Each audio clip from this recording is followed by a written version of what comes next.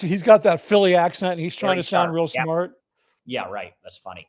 Yeah, He gets that from yeah. his dad. It's this very like he must be Irish or something, but it's this No, Irish. yeah, his dad. Yeah, no, they're Polish. They're Polish. Polish. There you They're go. not, Oh, Polish. yeah. That would make sense. Miscavige, right? Yeah, they're Polish. He and Tom Cruise, they're both Polish. That's funny. Oh, I didn't know that. I didn't know that's an interesting connection. Yeah, they were separated at birth. I'm telling Right. you, those two guys. Yeah, they're like the Bobbsey twins. Anyway, yeah, so crazy. Yeah, his dad. He's just tasteless. I mean, people don't realize how. Right. I mean, if David Miscavige is anything, he is lacking any kind of taste. I mean, any taste he has, he got from somebody else. Yeah, somebody gave him a book, or Tom Cruise said, "This is cool," or motorcycle. He himself. Yeah, he's not really capable of anything like that. No, not much at all. Which is why it's interesting to hear him. And yeah, we'll see. We'll and you're right. And you tell everybody about the badge that you have. Oh, this is my. You can't really see this. Here, let me just hold. Wonder if I can make you bigger. No, I don't think you could. No, I can't refocus it. No, I should have scanned it. I can see. I can see the outline. Yeah, hold on a second. You know what I'm going to do here? Anyway, this is my Scientology media. When I was, it says Mitch Brisker, Senior Director. I had to wear this. I didn't. I have a little name badge too, like a little thing, like in-flight hostesses, what in-flight people wear. It's just stupid. I never wore it. I was so embarrassed that I'm like, was it like bronze or like brass plated and everything? Yeah. It's a little brass thing that you put it on your lapel pocket, on your right. Not your lapel pocket, your patch pocket, whatever. Yeah, right. Yeah, and then you look like you work for an airline or in a hotel, right? Well, I always wondered, like, could I sneak in if I just wore a vest with the gray lining? Probably not. I mean, black bottom, and just dress like that, they probably figure it out. Those uniforms are pretty specific. You know who designed? Yeah. You know who designed them? We're talking about the Class 5 org ones, with the vest and the color and the tie, and it's very specific because it's two-tone because it has the gray lining. Yeah, for whatever based on what. Yeah, that's based on whatever organization it is. They have their own little tribal insignia. His name was Richard. I can't think of his last name. He was the guy who designed the Delta Airlines costumes. Fascinating! Wow, really? Yeah, no, for real. Because I put on a whole VIP. I put on to roll this shit out. Okay, so that was in 2010 or something. Right. Right. Okay, so since they rolled those out, Delta Airlines is 3 generations later on uniforms. Right. They're on the same uniforms from 2010. That's funny. They really look. Yeah, it's funny. It's like stuff like that. You change it. It's seasonal, but it's one of these stupid things that Scientology thinks that only has to do something once and it'll last forever. Right. What was the point of the uniform? Was it to create legit, to make them seem like they're professional, I assume, and clean cut? Because Miscavige doesn't have any taste, and he can't rely on other people to have taste. And he was sick and tired of walking into Class 5 organizations and seeing people wearing whatever the hell they wanted to wear. Some guy might have really nice taste. Somebody else might be wearing the same clothes they had in junior high school. So you don't know. So he's that hideous sweater he wore during that song. We stand. Hey, that was an Air May sweater. I heard it's awful. It's very 1980s. Yeah, I wasn't there. I had nothing to do with that. I don't blame you. Yeah, that's funny. Yeah. And somebody asked before we get in. Somebody, Vaeda, sorry about butchering your name yet again. Asked Mitch what happened to Shelley. Vada. Yeah. Cool. Vada. Right? Vada. Sorry, Vada. what happened to what? What happened to Shelley? Because you kind of predicted, or your theory about her is kind of the popular one now. I know, but I got killed for saying it when I said it. Right. And now the people that were killing me are saying this is what happened, and I'm like, my head just blew up. Yes. Huh? I mean, it's just hey, we have Karen. Hey. Hello. The real Hi. mama bear has shown up. Oh, Mitch, Amen. how good to see you. You guys Yeah, were on you a roll. too. Hello, Shannon. Yeah. Good Hi. to meet you. Hi. You too. Hi. Yeah. The Thanks one for and coming on. only. Dodge you. Huh? Thanks for coming on. I appreciate it. Yeah. Yeah. Got a Happy nice to bill. be here. Yeah. I was just asking Mitch, somebody in the chat asked me to ask him what happened to Shelley. And I said he's sort of been vindicated on this whole situation. Yeah. Well, because I ran into her in, I think it was around 2008. That would make me the last person to see her publicly. Which is Wow, not, right? Yeah, because I mean, there's been these supposed sightings, but I'm like, no, I like talked to her. Like, we had a chat. How you doing? What are you doing here? It was like 2008, near where she's staying. But if you understand the trajectory of a Sea Org member, especially a Sea Org member who joined the Sea Org at 12 years old, who was one of the original messengers, who was raised by L. Ron Hubbard, Yeah.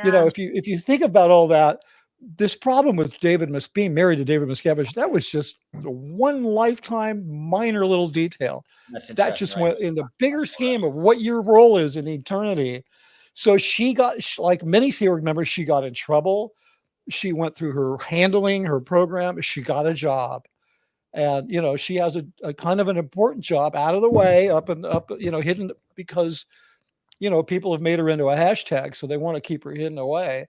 But this woman is not chained to a bed in a mountain fortress being, fed slop. I mean, she's like living a pretty good life for a Sea Org member. That's what I'm pretty sure of. And I feel a particular empathy somehow. I don't know. I mean, and look, I was wondered, like, would she have the same schedule as like a normal Sea Org member? You're pretty much. I think so. Yeah, I think so. She would. Maybe a little bit better. I mean, when I saw her, she was in Redlands, which is a straight shot down from Crestline, from where she's living, from the CST base. Redlands is nice. That's why I stopped there on my way to Gold. I'd always stop there to eat, for shopping, and food. What's that? Did you lose us? But I figured she was probably there seeing a chiropractor or whatever, and then they were having like a obviously leisurely lunch, just hanging out. Her and her three handlers, who, by the way, the three handlers you were with, they've been friends for years. We lost Dodge. He'll be back. So yeah, do I think she should have a choice in her own like path forward? Absolutely. But do I think she'd leave if she had the opportunity? I don't. That's my personal opinion. What do you think, Karen? Shannon, I have some tender feeling to Shelley because I knew her when she was this 11-year-old arriving at the Apollo. Yeah. And this girl never, ever, I'm sure she doesn't even know civil rights and constitutional rights. She only was in the tunnel studying Hubbard. Right. It's like, how brainwashed are you? A teenager. Yeah. Right through. Exactly. And so she was in a very curtailed bubble. Mm-hmm. And she can't see the bigger picture. It's actually only when you step out that you see the bigger picture, because you're so I guess much she's treated well enough where it's not like she's in slave-like conditions. So there's less of an incentive. But I also know her negative side because I was the missionary sent to audit Flo Barnett, her mother. And there's all kinds of rumors and conspiracies and, just nonsense on the internet. Nonsense, even by well-known speakers. Because, first of all, I spent 2 full days with her, me and Ken Hoden, 2 full days with her as missionaries. We were trying to reel her back from this. There was a group called the David Mayo Advanced Ability Group, and interesting. So he was the heir apparent apparently before Miscavige, if I'm not mistaken. Yes. And I wonder, was there opened his right? Well, and Miscavige felt embarrassed. It was an embarrassment that his mother-in-law, his wife's mother, was at the spin-off group and not the mother church. This was so. I was sent in. They really stuck. I was. jeez. Can you hear that? I heard something. What? Is it a dog? No, I just heard a phone. Okay. So No, you're fine. So he- s- so I go to visit her, but they have done homework and they found out that Flo, that I was her favorite. Whenever she came to the Flagland Bay, she only wanted me to do her counseling. I was her L's auditor. I did L11 on her, blah, blah, blah. So they thought, it's a button. She loves Karen. Send Karen in. So that's why I was selected, right? This was the button. Right. But she, many things are not known about her. She had a very bad fall, and a few days, she had health problems. Her eldest daughter was there, and there was no conspiracy. And the people saying that David Miscavige ordered a hit on her to kill her, and she died because of that's nonsense. Right. She's never going to go off the reservation anyway, Right. And right.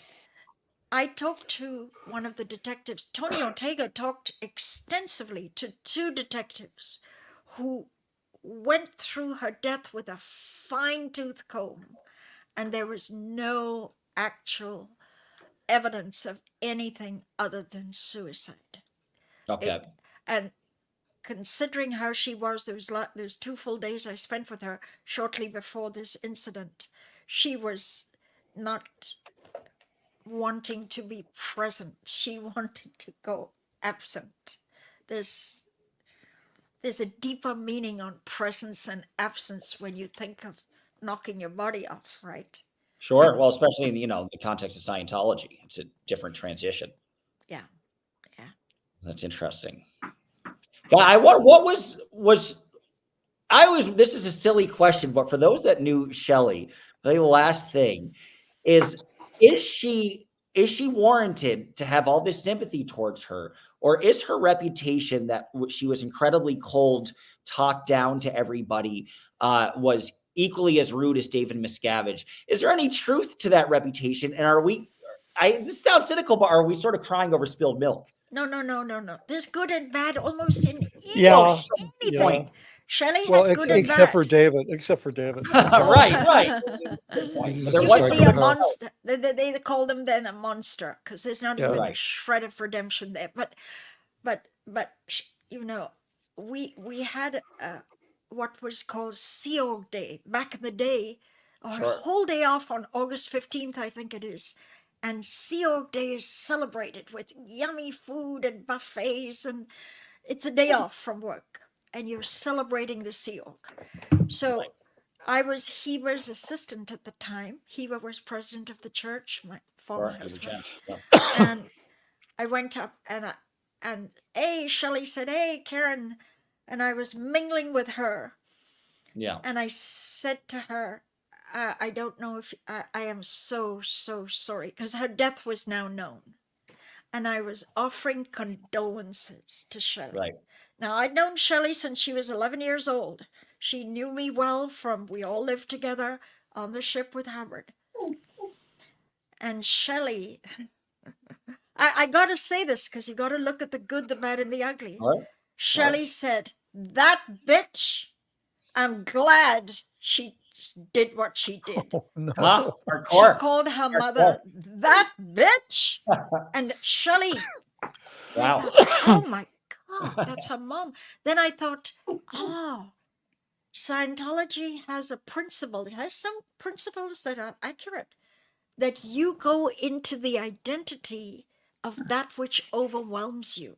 Mm-hmm. In other words, if a bully beat you and screamed at you and slapped you around, you become, for the smaller kids, you become the bully that overwhelmed you. You copycat that. Right, unless you act and I thought, oh my God, she's copycatting David Miscavige, because the way she balked at me to shut up, don't give me condolences for that stupid bitch, which was her mom.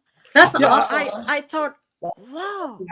She's closing my become I mean, David it's Miscavige. it's She's kind of in- the way the kind of the way I said. I mean, I had a lot of interaction with Shelley, but it was really social because I wasn't on her sort of command line or whatever it was Yeah. as a person that she But would she give could be orders to. cool socially. Like she can make a joke and have normal conversations. Absolutely. I had very There- I had like I would coordinate birthday presents and different kinds of social things with her.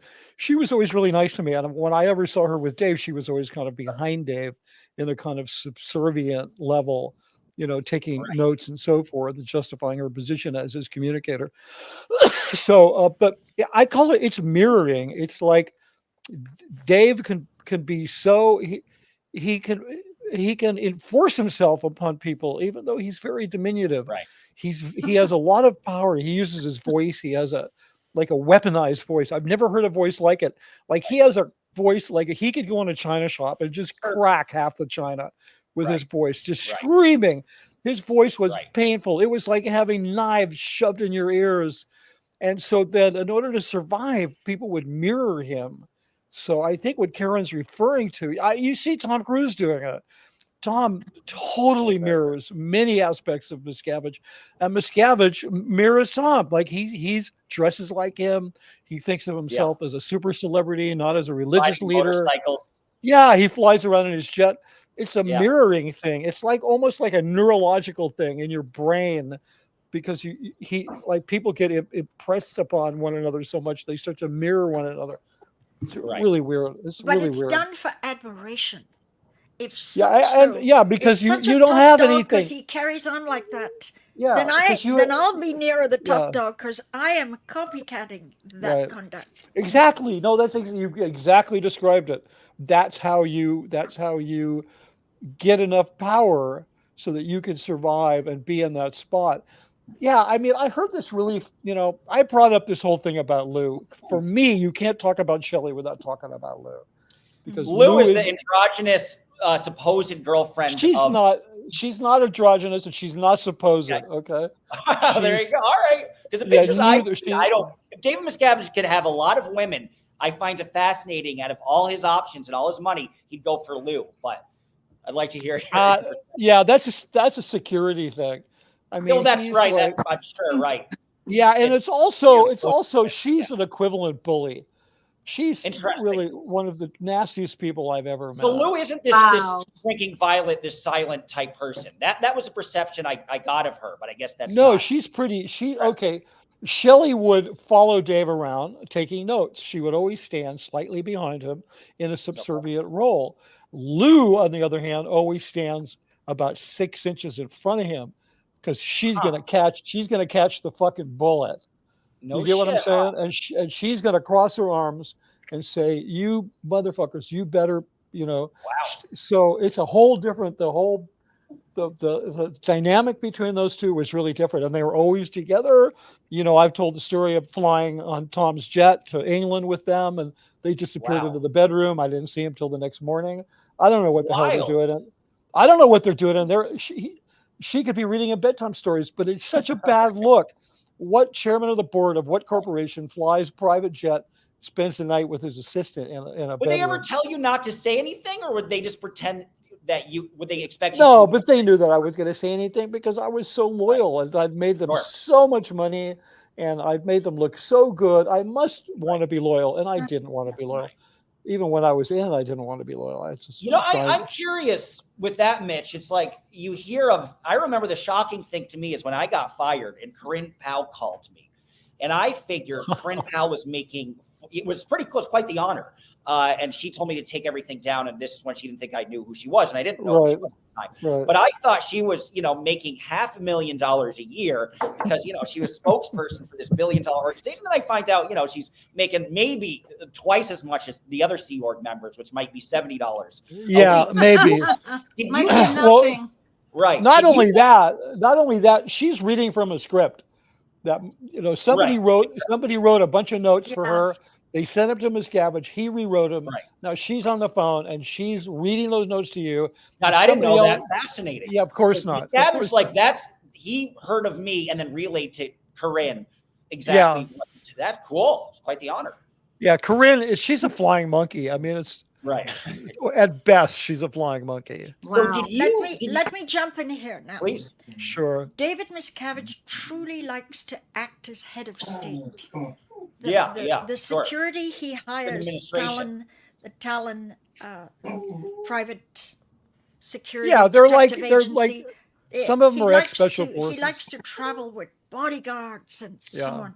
Now at Int Base, he would walk around with an entourage, again emulating that he's a great man and that people follow. And in his entourage would be his wife, Shelley, and Lou. And maybe a couple of others, right? This is the entourage. Small little story. Take 1 minute. Mark Fisher, you got to get Mark Fisher on one of your shows. Stop it. Mark Fisher tells how David Miscavige was screaming at him. He was up a ladder. And as he came down the ladder, David Miscavige punched his nose, and noses can often bleed if you mishandle the nose. Blood was pouring out. Now, this is the story. Lou and his wife, Shelley, immediately put their hand in their fanny pack and took out cotton swabs and hydrogen peroxide. In other words, they were traveling in this entourage ready for blood, and it was a first aid kit ready to... Who walks around with hydrogen peroxide and cotton swabs and Band-Aids walking around? They knew that Miscavige will punch, and they better have the first aid to dab on and reduce the blood flow.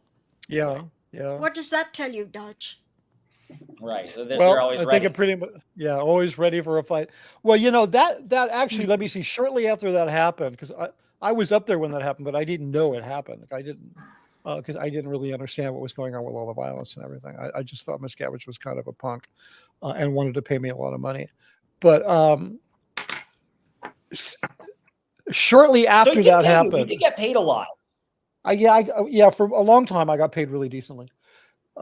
I mean, not anywhere near as I much would have made if I stayed one in of the the few film business. interested.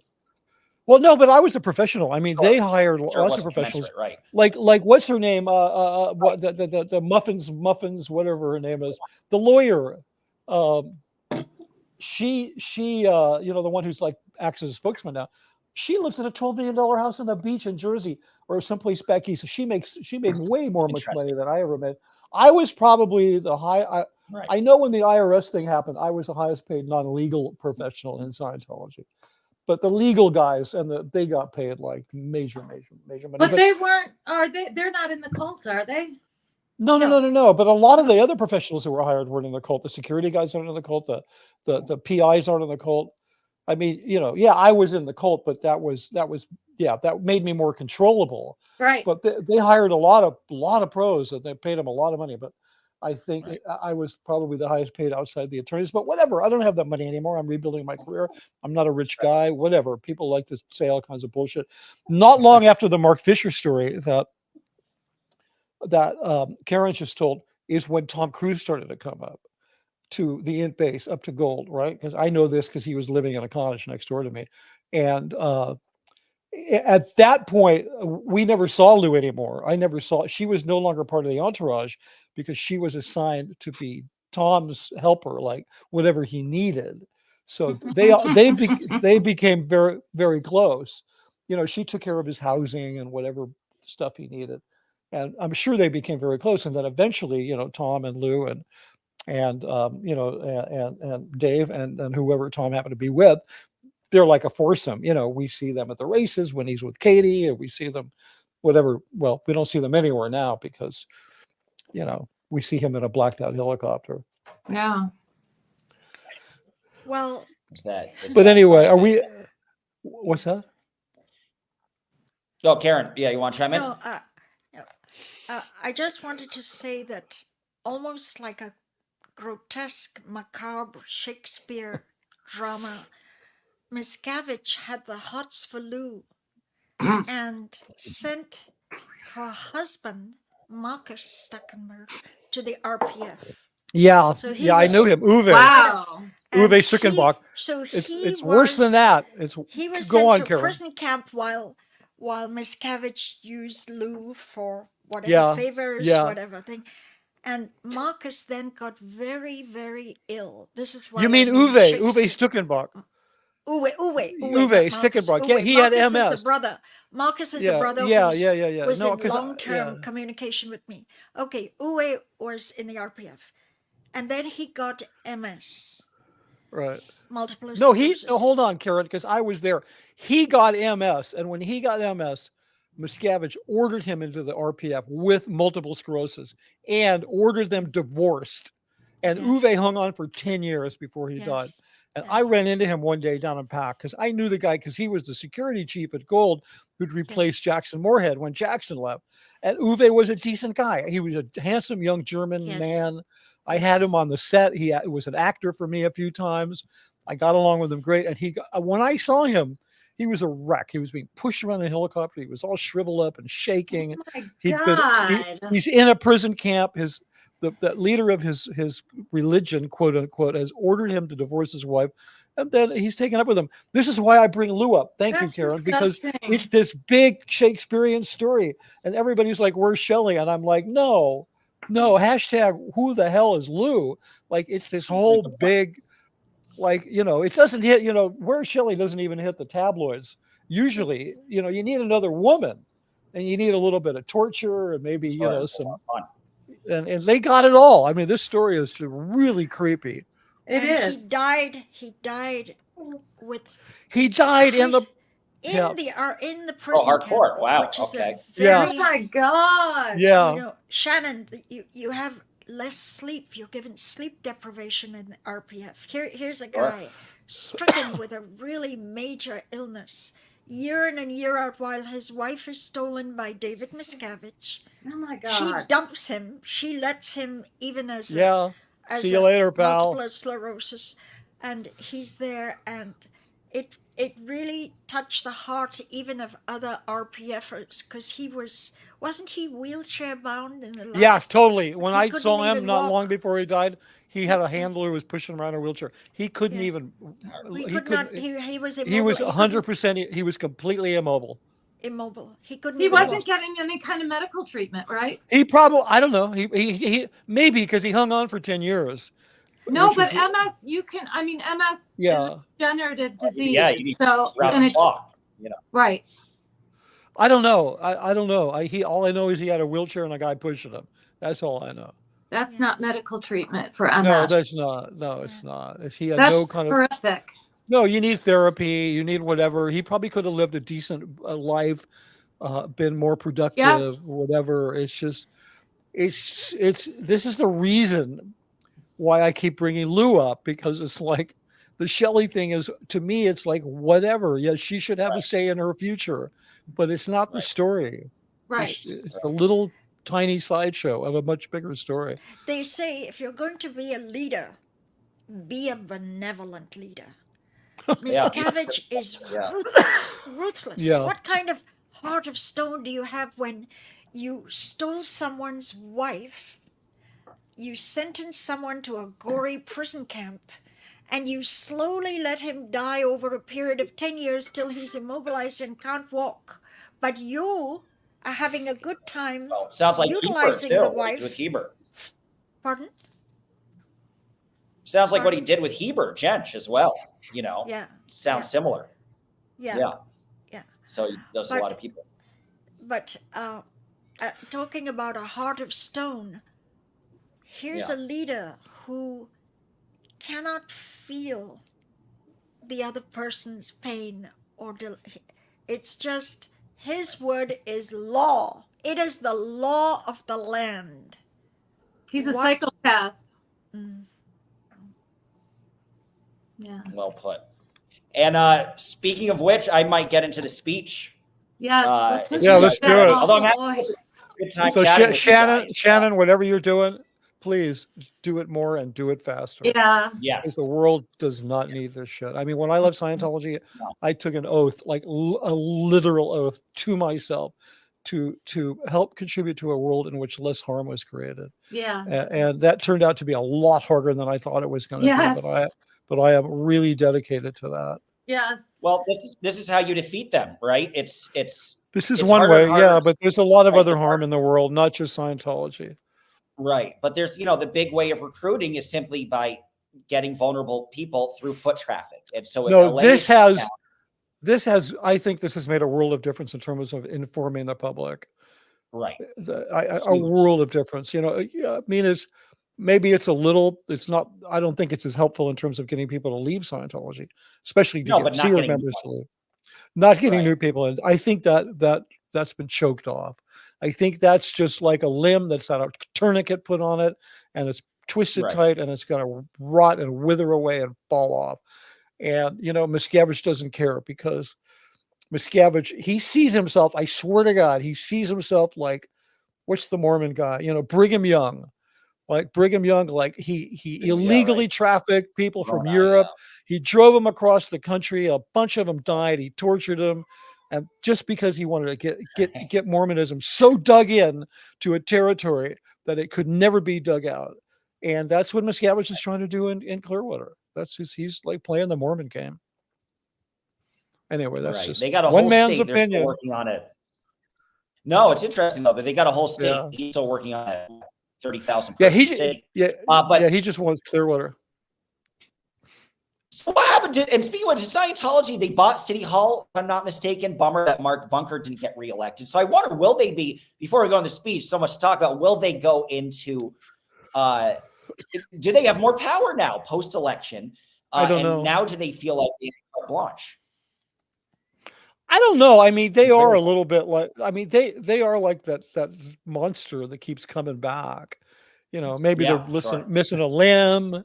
Maybe they're holding they're carrying their head, but they just keep lumbering along because they have money and they have the great reanimator, which is First Amendment protection.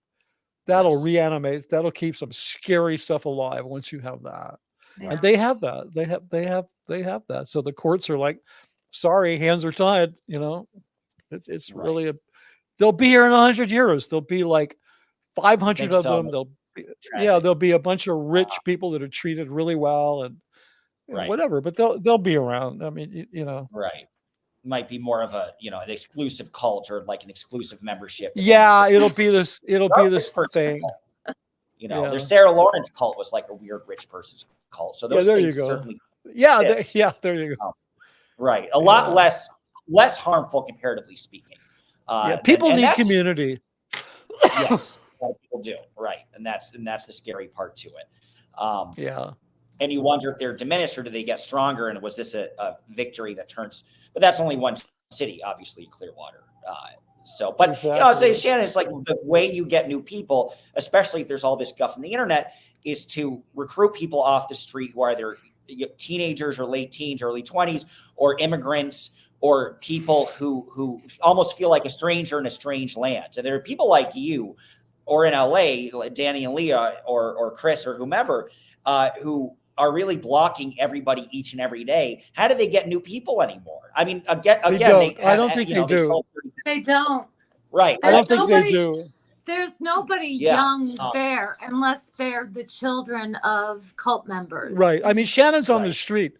She's seeing it. Right. Yeah. Like this is eyewitness. Yes. Right. Yep. They I'm not personally, my goal is not to get people out of Scientology. I could care less if adults want to be in Scientology. I mean, most of the people I know don't have any connection with Scientology at all, Dodge. People like you and me, we could care less, right? Yeah. It's the trafficking part of it that bothers me. So I'm there just to carry a camera and expose what's going on, to show that dead-eyed look and that fake you don't want other smile. people to get trafficked. Right. Yeah. And you don't want other people to get their passport confiscated. Right. So you're actively stopping that from happening. I actually think that they're not keeping people's passports anymore. I kind of do. They changed that. Huh. What's that? Yeah, because they when these things come up and then they find out, that's on the list of human trafficking, then they're like, don't take them anymore.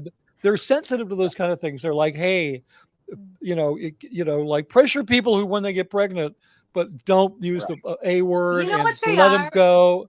I think they're like moles and whack-a-mole. It's like as soon as they Yeah. find out they might be busted, they run down and hide, and Yeah. then the next thing you know, they're peeking out the back door again. Yeah, And then yeah. that's exactly how they are one-on-one, and that's how they are institutionally. Shannon, Yeah, well, what city they kind are of you in? don't. They kind of don't see Chicago. they kind of don't see themselves as Earthlings. It's kind of like these crazy Earthlings don't think it's okay to pressure people into having abortions, so let's not do it anymore. These crazy Earthlings think it's not okay to take people's passports, so let's, it's like. Okay, now I got to go. That's the question, though. Does it become so benevolent where it's good in 20 years? Do they respect so many civil liberties where they pay this, where they're going to pay the Sea Org $1,000 a week, and it's 2 people in a motel, and all of a sudden maybe it's a good thing? I always wonder about that because they have to keep. They eliminated the eliminated the RPF. They're not confiscating the passports. Well, but hold on a second. I'm not to do an Scientology, but kidding. I want to know who's taking over after David Miscavige. Oh, the IRS. That would be nice. We'll see if they decide to keep running it as a cult. I don't know. They don't have any plans in place. I want to ask you. At least when I left, there was no plan. Yeah, I want to ask you one last thing that Lev had a question about. By the way, Lev wanted to give me a super chat. Unfortunately, I lost my monetization because I didn't get my PIN because I'm traveling. So you cannot give me a super chat, but thank you for asking. But you can go on my homepage and do a GoFundMe or support the GoFundMe if you like. So or you can just an FYI. Or I'll just send you my PayPal and you can give it to me and I'll give it to him. Except I won't. Sure. Next time I see him, right? I don't know if I trust that, but maybe. But Lev wanted to ask a quick question. There's so much. This is kind of, the master was a little bit about this, but L. Ron Hubbard's connection with Aleister Crowley and Jack Parsons. I know L. Ron took Jack Parsons' girlfriend or wife. I know that, and I know they all shacked up together. Yeah. Dodge. Jeffrey is an expert in this area. Can you bring that up when Jeffrey's on? Sure. So when Jeffrey will let's let Jeffrey talk about it. Please ask Jeff. He really studied every nook and cranny. Yeah, I don't know much about it.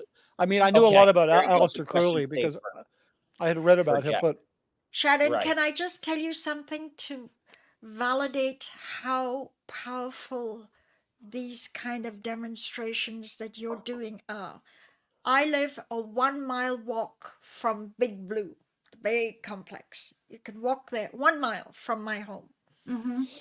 So I'm my bank, I constantly drive, and morning to night, there are 6 to 8 people luring people into the cult. They're there to get free tests, and they're in uniforms that look like airline stewards and they stewardess, do, black, the black thing. Yeah. And you can see them instantly. Yes. And I'm stuck. It's a big traffic. It's Sunset and Vermont. Children's Hospital dominate the 4 corners because hospitals keep growing with more and more buildings, and Children's Hospital. I wonder if they're sometimes trying to grab desperate parents whose children are in Children's Hospital because that's the corner that they are luring people I know. in. Now, I've thought about that too. Yeah. Now, since you guys started demonstrating on the streets, no difference.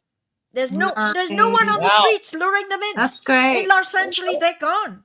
Yeah. They're gone. Yeah. Oh, that's the bread and butter. Right.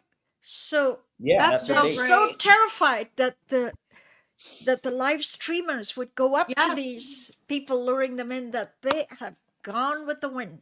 They are terrified of cameras, legitimately, genuinely terrified. Yes. Yes. Yeah, I'm certain that they believe that there's some kind of very well organized machine behind this, and people are funding it. I'm sure Karen is on the list of people that are funding it.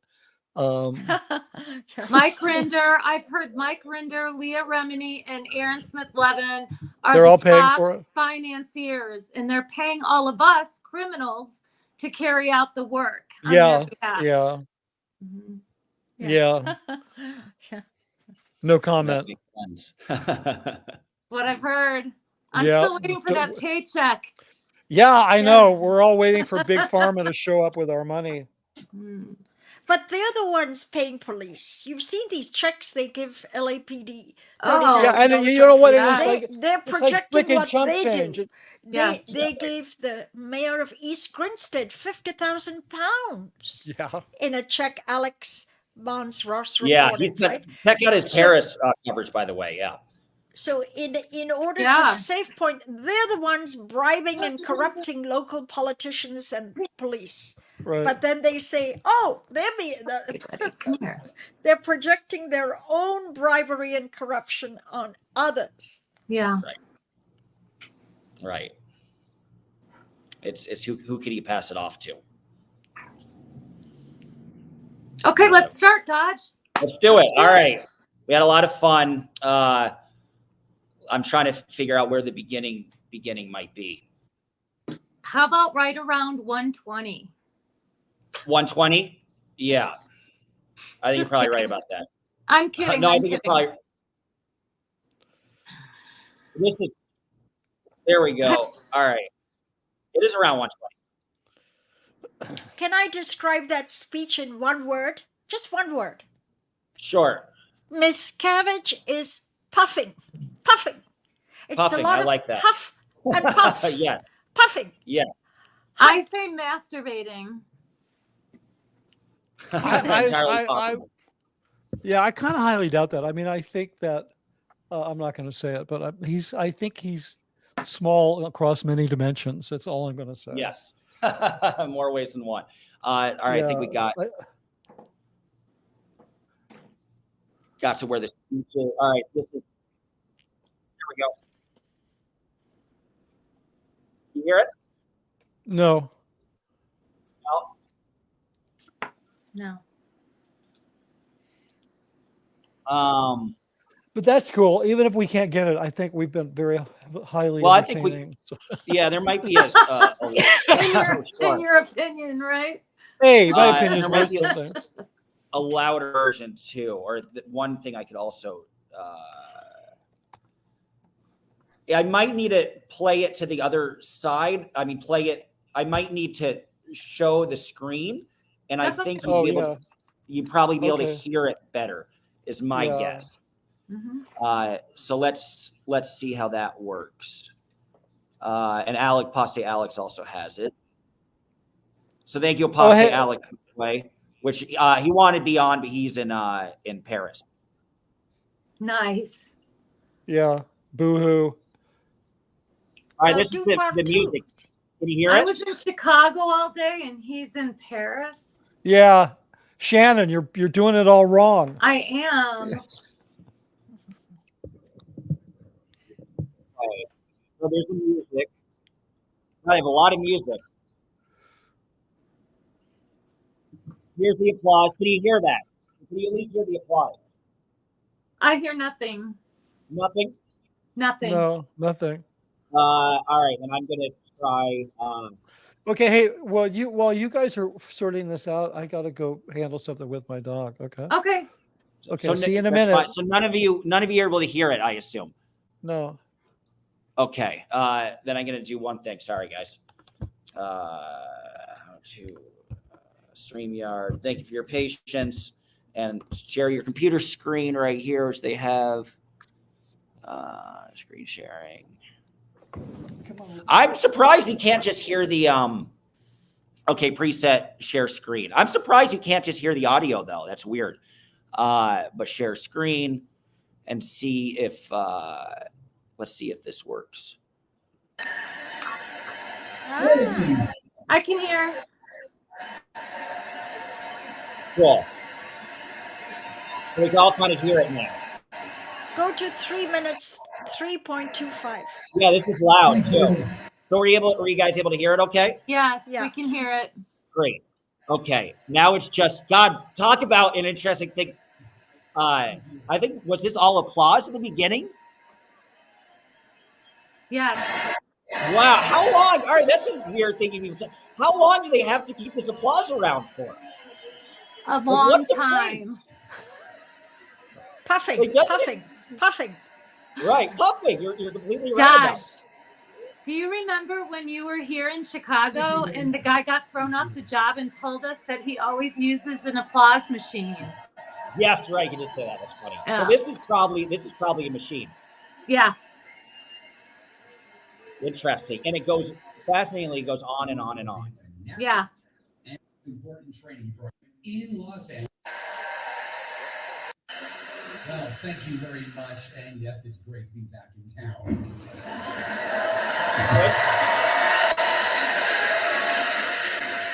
Because after all, Earth has finally realigned to its proper axis, all thanks to the lever we have been applying to the planet these past 4 months. As in, IES anniversary at St. Hill in England, check. New Year's event at the Shrine Auditorium in Los Angeles, check. And now, for the first time since the unnamed began, LRH's birthday event at the Ruth Eckerd Hall in Clearwater, Florida. Yes, check.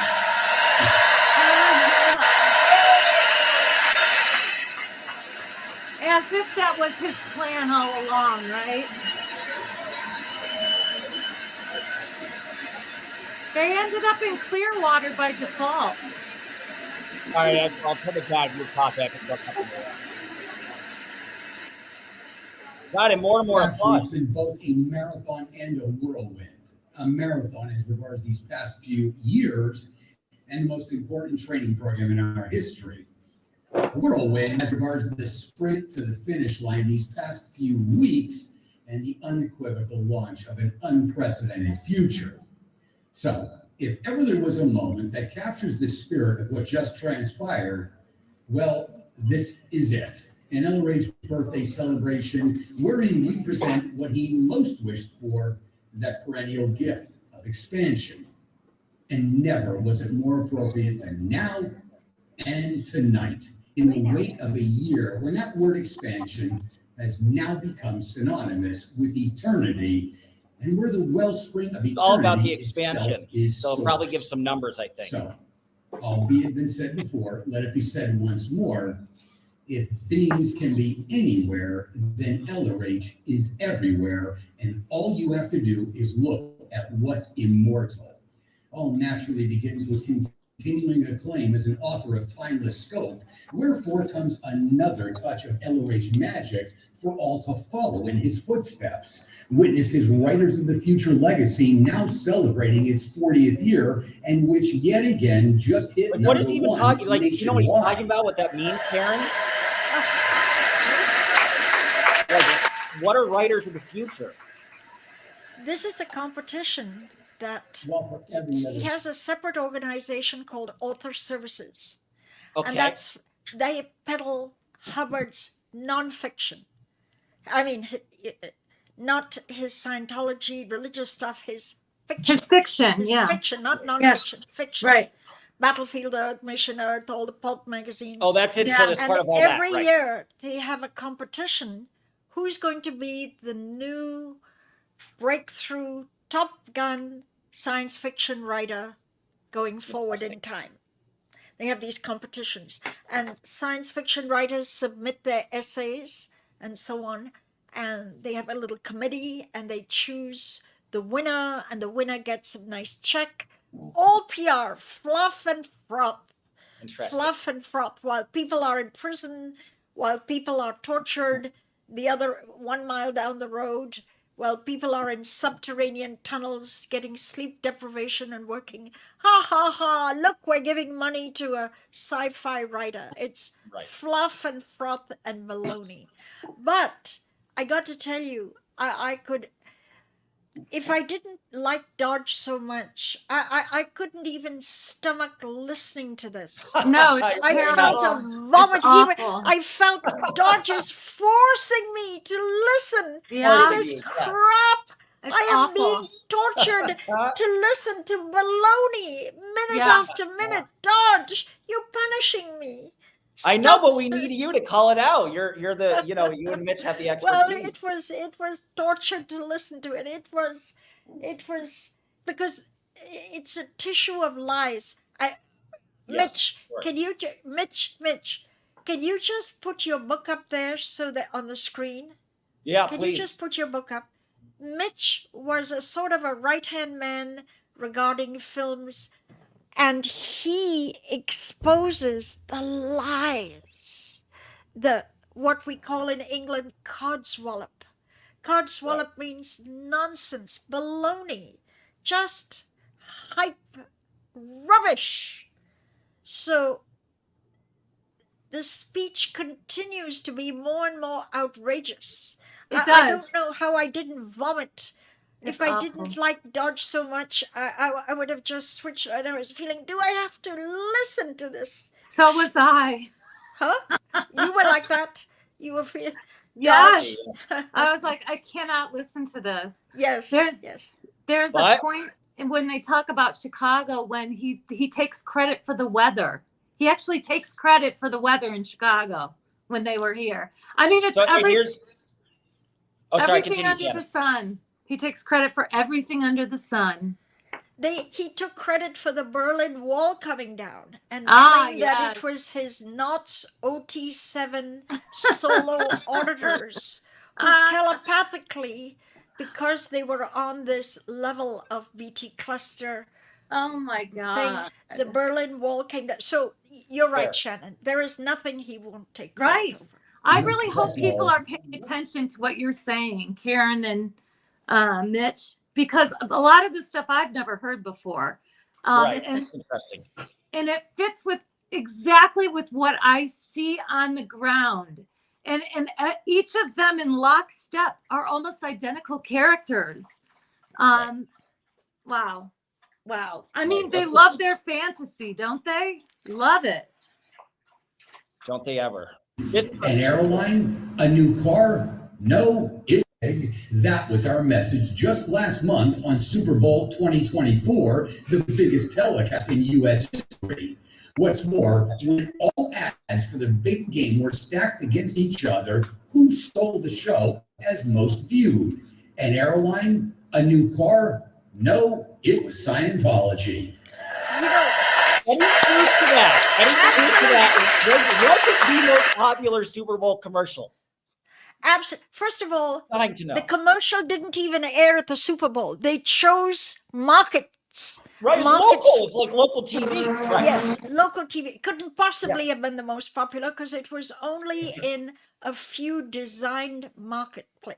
It wasn't in the general Super Bowl with, things like Pepsi Cola. Right. And the mate. He sounds exactly like a used car salesman. Precisely. I need to actually hear him speak for a little bit. Sorry, I was muted. You guys saw the Jesus ad? With people washing each other's. Did you see that ad? It was paid for by the guy that owns Hobby Lobby. Oh, you have to go and Google Jesus. He gets us. This, the guy who owns Hobby Lobby, they kick Jews out of their store. They are the horrible. They were contraceptives and blah blah blah. Yes. They did an ad that was better than any Super Bowl ad that I ever worked on for the church or for the cult, and any Super Bowl ad that the cult has ever done. These guys nailed it. And they're just as bad as Scientology. And that ad was. They knew what they were doing a little more. Yeah. He's just lying. I mean, the degree that he's lying. Yes. People in there, their brains are being flooded with dopamine, and they're like, "Oh my God, I am in the right place at the right time. Oh my God, take my money, take my time, take my children." It's really disgusting. I don't get. I just don't get that. Right. I guess you're that. Right. I guess you wouldn't watch this live stream or care to Google any of it. I guess because these are such blatantly outrageous claims. Right. It's not. Oh yeah, and plus the reason they can't show this is because these things are provable. Right. Nobody at that event is going to go home and Google #1 most important Super Bowl ad because they're going to end up in ethics, and it's going to cost them tens of thousands of dollars for a set check. Right. Yeah, it's called fact checking, and everyone knows how to do it now. This is why they cannot get new members. This is why. Right. Well, so one of the primary reasons. Yeah. Dodge, a little further along. This is a classic that they do in a lot of these international events. They name some obscure African chief of Wagga Wagga. Yeah.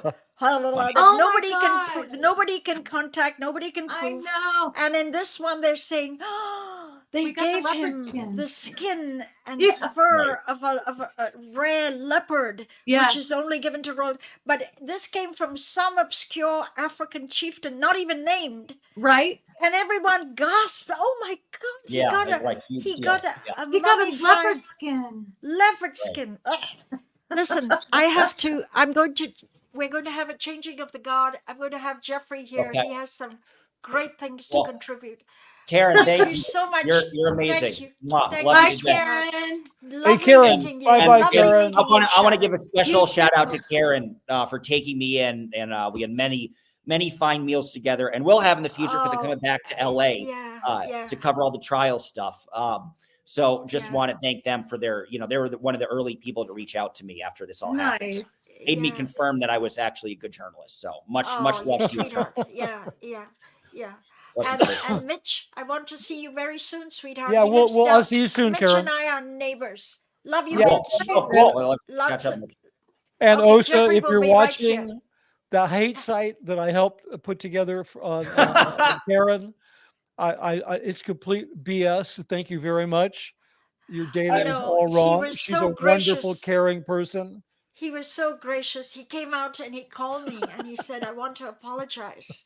I had something to do with those hate sites they built because anyone who speaks out get these outrageous hate sites. Yeah. Right. We were drug runners, we were prostitutes, murderers, killers, pedophiles, molesters, child traffickers.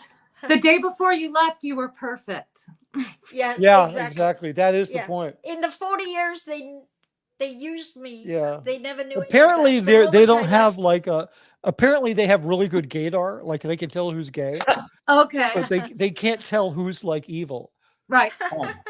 Until they leave. Good point. Okay, right. Jeffrey will be right here. Love to all of you. Bye-bye. Love to you guys. Oh, hey, Dodge, you can put this picture up. I made a picture. You can see my badge now. Yeah, you can. There it is. Okay, there you go. Okay, that's pretty cool. Those are real credentials, people. Wow, look at that fancy logo on there. Yeah, don't hate me. Yeah. Please, I'm just trying to make up for it. Okay. Yeah. Hey, at least I apologize. Leni Riefenstahl never did. She said, "What do I have to apologize for?"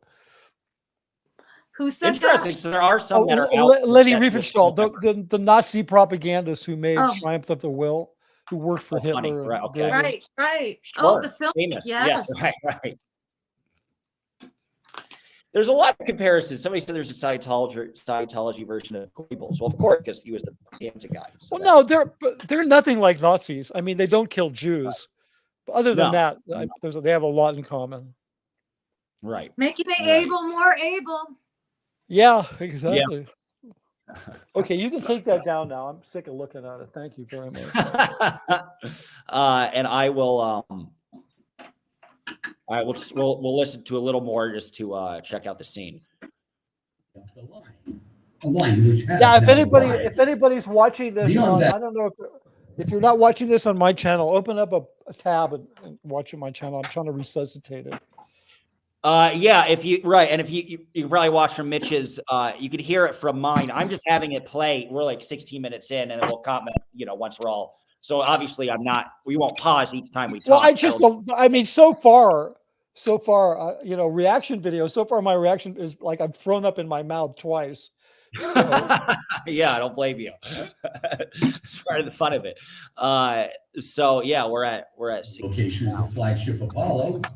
Executives had come from orbs far and wide. After a 2-day sail, the ship docked at daybreak off the northwest coast of Africa in Funchal, Madeira. Students are once again assembled around the desk in his research room, whereupon it begins the technology of the establishment officer. And so, I give you all each a confidential lecture, Form of the Org. Hey, Jeff. Establishment officer, for those of you who don't know, that's a synonym in Scientology for bully. I've never heard That's of it. all that is. Is that what that interesting? Okay. Yeah, it's just a kind of bully. Establishment officer is like, it's like you have an executive usually at the top of a division, and then they need somebody to get all their crazy stuff done. That's like an establishment officer, but it's mainly bullying people into compliance. Right. Interesting. I just want to, Jeff has joined us. Jeff, how are you? Jeffrey Augustine. Hey, Good, how you doing? Hi, Shannon. Hi, Mitch. Hi. Hey, Hello. Jeffrey. Hi, Shannon. Thanks for signing on. Karen is great too, so I appreciate both of you guys making the time. Yeah. Yeah, we didn't want to miss the LRH bidet event. Oh, I'm sorry, birthday. I'm sure that. Mary Sue, the bidet is not working. Get someone from the States up here. Well, I'm sure Ron had a bidet, so. Yeah. I always wondered how opulent, I wonder if Miscavige has one, how opulent his place is. Of course he would. He's a guy like that. He probably has one. Oh, yeah, for sure. Well, if somebody told him that it's a tasteful thing to have one, then he would have one. Right. He wouldn't figure it out on his own. Yeah. Hey, I got a question. Just technically, Dodge, we have this we're all to one side, and then we have this birthday event logo. Or is that like? Oh, like I'm looking on screen. It's like we should be on screen. Right. So we could all be on screen without that. Yeah, that's much better. Now we got the talent on air. But we can't hear it. We're having trouble hearing it. Yeah. So there lies the problem. So when I want to go back, so what I'll do when I want to go back to all of us to listen to, then that then that answers it. You could do whatever you want. You can go do it back the other way. I'll go back and forth though, because I think you're right. And we riff for an additional 10 minutes after we hear Miscavige. Thank God only speak for 40 seconds. So the majority of it will be. I got it. Okay. I just wasn't. Yeah. Okay. So I'm letting the speech run, and then when we're done talking, do a little more, and then usually within 1 minute, there's something I want to ask you guys about. Okay. That's kind of how. So we're at 19 now. So as I said, we'll get through the full thing. Luckily, I don't have to listen to the full thing. Yeah, please. I'm not. But I don't have until 3 a.m, and I can't stand up and applaud. Yeah, right. And no need to stay on for the entire time. Okay, now I got it. Okay, now I understand the concept. Okay, so so then if you want, we'll play something random, see what's up. This time I'm here. So the public traffic. Oh, it's a little bit of is actually confused. Just in themselves, I feel like a confused staff. Like the staff goes, the little whirlpools and flows down the airport off the airport. I understand them. So it's one thing to have that org board up on the wall, and another thing to get it down on the concrete floor. Okay, that's actually what is the deal? Is the whole basis of Scientology stupid metaphors? It seems like L. Ron Hubbard's always like, if you're behind the wheel and you're falling asleep, you're going to crash. It's like, well, I'm not a car. So how's that applicable? Yeah, keep money. Yeah, I think that but they're not really good metaphors. I mean, they're sort of poor man's, they're kind of poor man's literacy. They're not, I mean, even Dan Sherman, the late great Dan Sherman, who invented the Miscavige speech style, he even confided in me. He said, I write those speeches to make Miscavige look smarter. So we all know that the guy's not really very bright. And so, but the one thing I can tell you, I was very thankful because I had to make a lot of these once we finished the core films for Scientology for training, so that Scientology, all the plans and programs could move forward. Then we were starting to make films out of all kinds of random stuff, like essays that Hubbard wrote and little speeches like that. And he'd use a ton of these metaphors, which has helped me because if it says, if you're behind the wheel and you're falling asleep, I'm great. I can shoot a guy behind the wheel falling asleep. So they tend to give you things to shoot, and so that was very helpful. I mean, the Dianetics book is full of that stuff, and if it's not, then you have to think of it. You have to come up with these visual metaphors, because a lot of the metaphors that he uses, fortunately, can be visualized, but a lot of them are really stupid. They're so stupid. Stupid. That's a drinking game. Every time Hubbard says something stupid, we all just we take a drink. That's stupid. That was stupid. That was there from the beginning, right? That was there since 1951, I suppose. I think he started it when he was writing pulps, when he was writing dime novels, for a penny a word or whatever. Right. Yeah, I think that he got very skilled. There's some conjecture. I think Jeffrey knows about this. There's some conjecture that he had some severe neurological disorder or some kind of epilepsy that drove him into these hypermanic states where he would write. This guy could write so fast that he'd have to put a roll of paper in the typewriter. Methamphetamine. But I don't think it was just speed. I always wondered that. Yeah, I don't think it was just speed. I think because, as we know today, speed actually calms down some neurological disorders. Mm-hmm. Like people with ADHD who are different brain than some of us, I don't know. And they have great gifts of being able to envision and imagine. I mean, they really so many gifted people in the neurodiverse world. Yeah. And so it could be that his amphetamine use was kind of being a bit like that in terms of allowing him to really focus. But it's kind of scary the way he would do that. The stuff is shit. I mean, I hated his writing. It's really didn't like his writing. And people, like when I was at Gold, like when Mission Earth came out, everybody's reading Mission Earth. I read the first book and I said, this is trash. I've been reading good science fiction since I was 14 years old. Yes. I read the Foundations trilogy when I was 14 for crying out loud. Yeah. And even later, guys like, and I read Kurt all of this. Yeah, all those classic books and his stuff. He's like writing like for like the lowest common denominator. He's such a poor writer. Ursula Le Guin. I mean, those are good writers. He's shit. Yeah. And I wasn't even a science fiction fan, but because I was a huge reader when I was younger, I read a ton of stuff. I read, Stranger in a Strange Land, and all those great classic books. And then you read Hubbard. Yeah, Flatland. My father, who was an architect, turned me out of that book because it's about mathematics. So it's like, and then you read Hubbard stuff and you're like, oh, okay. Comic book.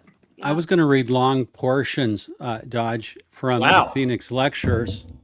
Oh my God. I thought we could spend the whole evening, the next 5 hours on the Phoenix Lecture. Look at that gold packaging. Look at that. By the way, that has I can tell you that has a, what do you call it? It has a special UV coating so it won't fade from sunlight. I mean, these have to be preserved for a century. If I can just jump in, something that's really funny that I share on some of my live streams. Yeah. One of the funniest books is all about radiation. Oh my God, you have a copy. You're so lucky. No, I have the original too, but it says L. Ron Hubbard with Dr. Gene Denk and Dr. Farley R. Spink. all about, so Dr. Farley Spink, whoever he is, all about radiation. So I guess L. Ron Hubbard said that that smoking cigarettes will run the stored radiation out of your body. Right. Oh, okay. Yeah. Cool. And he said not smoking enough causes lung cancer. It does. And his personal doctor. That's true, Dad. I'm good. His personal doctor, Gene Denk, did die of lung cancer, and he was a heavy smoker. I mean, I saw this guy a few times as a doctor, and Gene, he was always covered with ashes and had yellow stains on his fingers, and his teeth were yellow, and but that was Hubbard's doctor. So he nice. Yeah. Jeff, if I may, I want to ask a quick question, Jeff, about yes, sir. Lev was asking about the relationship with Jack Parsons and Aleister Crowley. Right. I know that Hubbard stole his wife or girlfriend, if I'm not mistaken, but that stuff goes deep, if I'm not mistaken. Well, here's the quick layout. Okay. Hubbard writes that he left, he was discharged from the Navy, that he was crippled and blinded at the end of World War II. Right. and that his family was going to abandon him as crippled and blinded.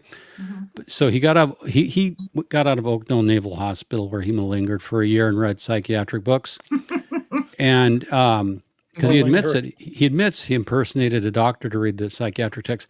He was so crippled and blinded that instead of heading north to his wife and 2 kids, he headed south to Jack Parsons' place, where he banged everything in sight. You know, he was a skirt chaser, and probably this is what, late 40s, right? Right before Dianetics. He was it was late 40s. Yeah. It was 19. So instead of he was so crippled and blinded that he went down to Pasadena to a free love community. That's what the FBI called it. So he's sexually involved. But I'm sorry, I would have done the same thing, Jeffrey. Yeah. Well, you know your inner Hubbard then. Yeah, So so he got hooked up with Jack Parsons, who was a disciple of Crowley. It's pronounced Crowley, right. Aleister Crowley. I didn't know that. Okay, good to know. And Thelema, and they decided that they were going to do this evocation, the Babylon working, to get a moonchild cool. Yeah. So they needed a Scarlet Woman, and what was interesting is that Crowley was old and sick and was dependent upon Jack for donations. And then, he obviously saw that Hubbard was out taking Jack Parsons for everything. Mm-hmm. Jack thought he was unusually gifted. And so Aleister Crowley wrote to Carl Germer, the head of the Order Templi Orientis here, OTO, Thelema in America, saying of Ron Hubbard and Jack Parsons, he said, I grow fairly frantic when I contemplate the idiocy of these louts. So Hubbard never met Aleister Crowley. Right. But he acted like he was the best friend of he claimed I think he referred to him in a lecture, Jeffrey, if I'm not mistaken. He does. He referred to him as my friend. My good friend Aleister Crowley. He never met him, and Crowley despised Hubbard for destroying Parsons. So a lot of that was manufactured. Oh, it's Karen in the back. So, I thought, that's just my admin. I like it. This is my admin. Is that your Lou? Yeah. There's my lovely wife. It was awesome. Thanks again, Karen. I appreciate it. Yeah, I'm in my research room. So anyway, Hubbard was very much involved in the occult. I made the argument on my blog that the occult involves parts of the occult, like the Goetia, involves the summoning and banishing of elemental spirits. And that sort of prefaces the later OT levels where you summon and banish elemental spirits. Right. So you can see that one parallel. And then philosophy says it is interesting that Hubbard and Crowley both ended up the same, delusional, mentally insane, and possessed by demons. Yes, but L. Ron Hubbard knew how to monetize it and died with a net worth of a report of $400 million. Right. Crowley died bankrupt. So marketing was the difference between Crowley and Hubbard. Hubbard had a marketing genius, and he had timing going for him. And he also had people like Mitch Brisker, promoting his stuff. Crowley never had a Mitch Brisker. Yeah. No. I read Crowley. I have one Crowley book. I still have it. It's called Diary of a Drug Fiend. It's a very well-known book. No, it is. And I know it. Crowley wasn't. He was an opium addict, and because I had, my own whatever history. History. Thank you. I was looking for another word. My own sort of pathway through the heroin-filled hills of Laurel Canyon. I came across this book. I'd never heard of Scientology. I was probably 17 years old, and I read Diary of a Drug Fiend. Yeah. Well, Crowley's story is that he was, I believe, 1906 in Cairo, Egypt, and he came into contact with this a higher level being called Aiwass, Aiwass, and he channeled the Book of the Law through Aiwass. Wow. And it was automatic writing. Hubbard, according to L. Ron Hubbard Jr., would go into these manic writing stages. He would get himself drugged up, and he could write. He actually took butcher paper, put it into his typewriter so he didn't have to change pages one at a time, and he would just write and write and write. He could go. He could write on. You go on a bender for 24 hours and write. So was that automatic writing? He would never admit to that, but in his affirmations, he seems to allude to automatic writing. So I know we're going off topic of David Miscavige at the birthday party. No, but I think that's a really interesting. Whoa, what is that? That's a really interesting connection. This idea of automatic writing, because we were framing it differently. We were framing it. Shannon had mentioned speed, which rightly so. And then I was mentioning he may have been differently brained, and the speed may have helped him to focus. And now you're mentioning automatic writing, so it's really fascinating. It could be all of the above. You know, it doesn't have to be an either or. I mean, if you are if you're having psychological problems, and I think it's called logorrhea, the addiction, where you have to be habitually writing, and you're using drugs, and you're running a cult. Right. And look, one thing, Hubbard gave himself away, Mitch, in the Simon Bolivar policy, where he says of the Scientologists always crave novelty. And Hubbard gave himself away when he said, you always have to be giving them a new game or show, because if you don't, the game becomes getting you. Right. And so if he didn't, first he made money by issuing new tech. Okay. So he was issuing all this tech, and I talked to someone who went back to like the 50s and 60s. He's no longer with us, but he said a lot of that stuff we would pilot, and it was crap tech, they called it. Mitch, you like that?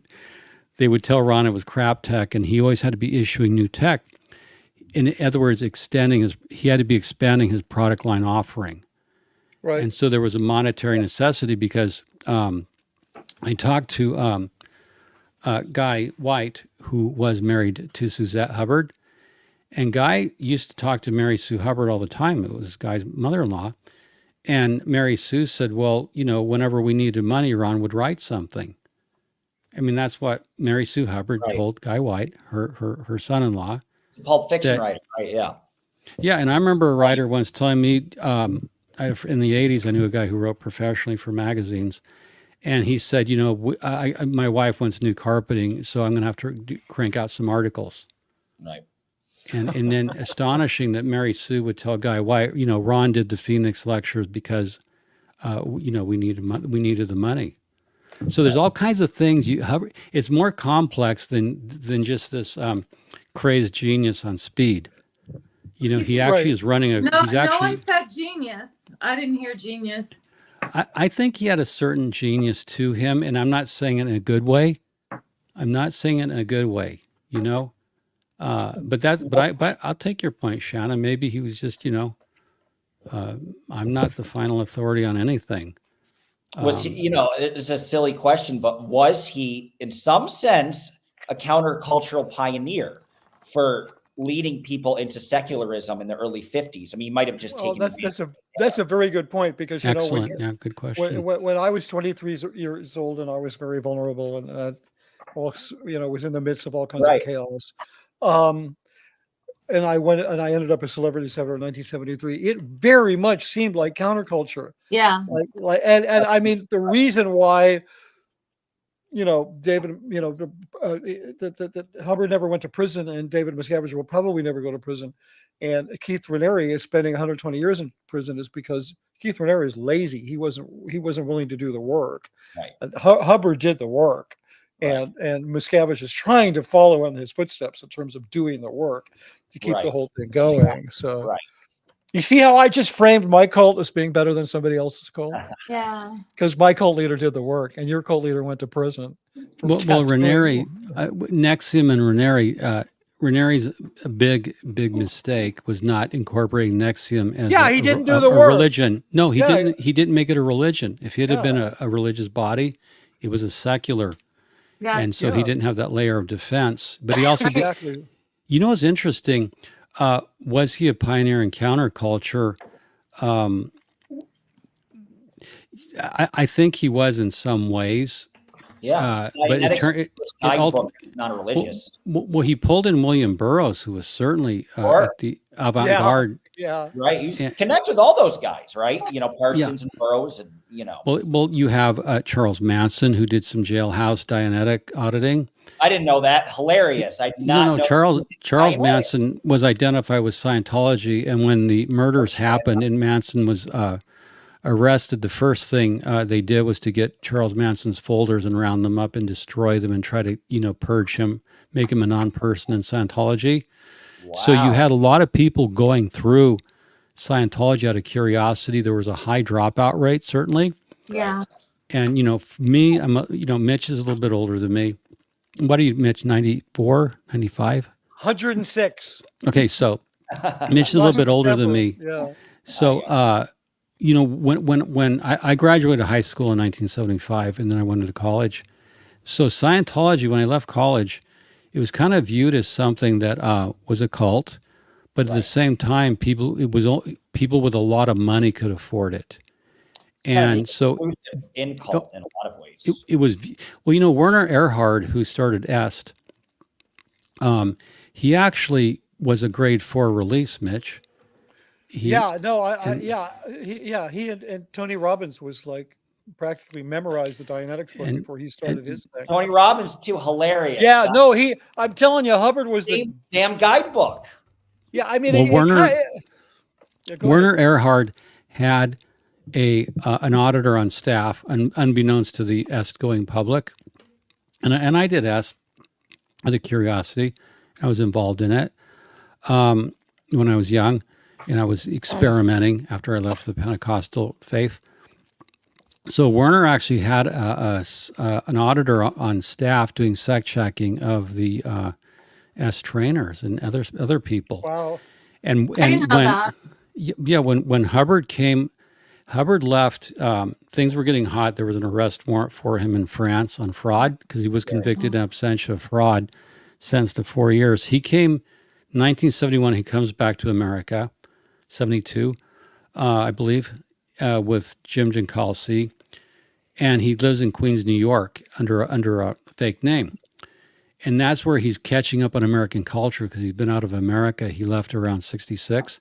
He's catching up on this American culture, and he sees Werner Erhard on American television on the Mike Douglas show, and that's where he writes he writes program Snow White, and then he writes a program to destroy EST and Werner Erhard because he thinks that Erhard is doing group processing, and he said he's doing early Dianetic stuff.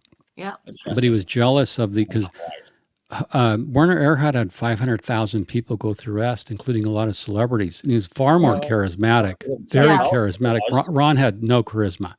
None. And Werner did, Right. So, and I knew Werner's brother, Nathan Rosenberg, and at the Newport Beach Area Center. So this was all going through a lot. It was interesting to speak to counterculture, Dodge.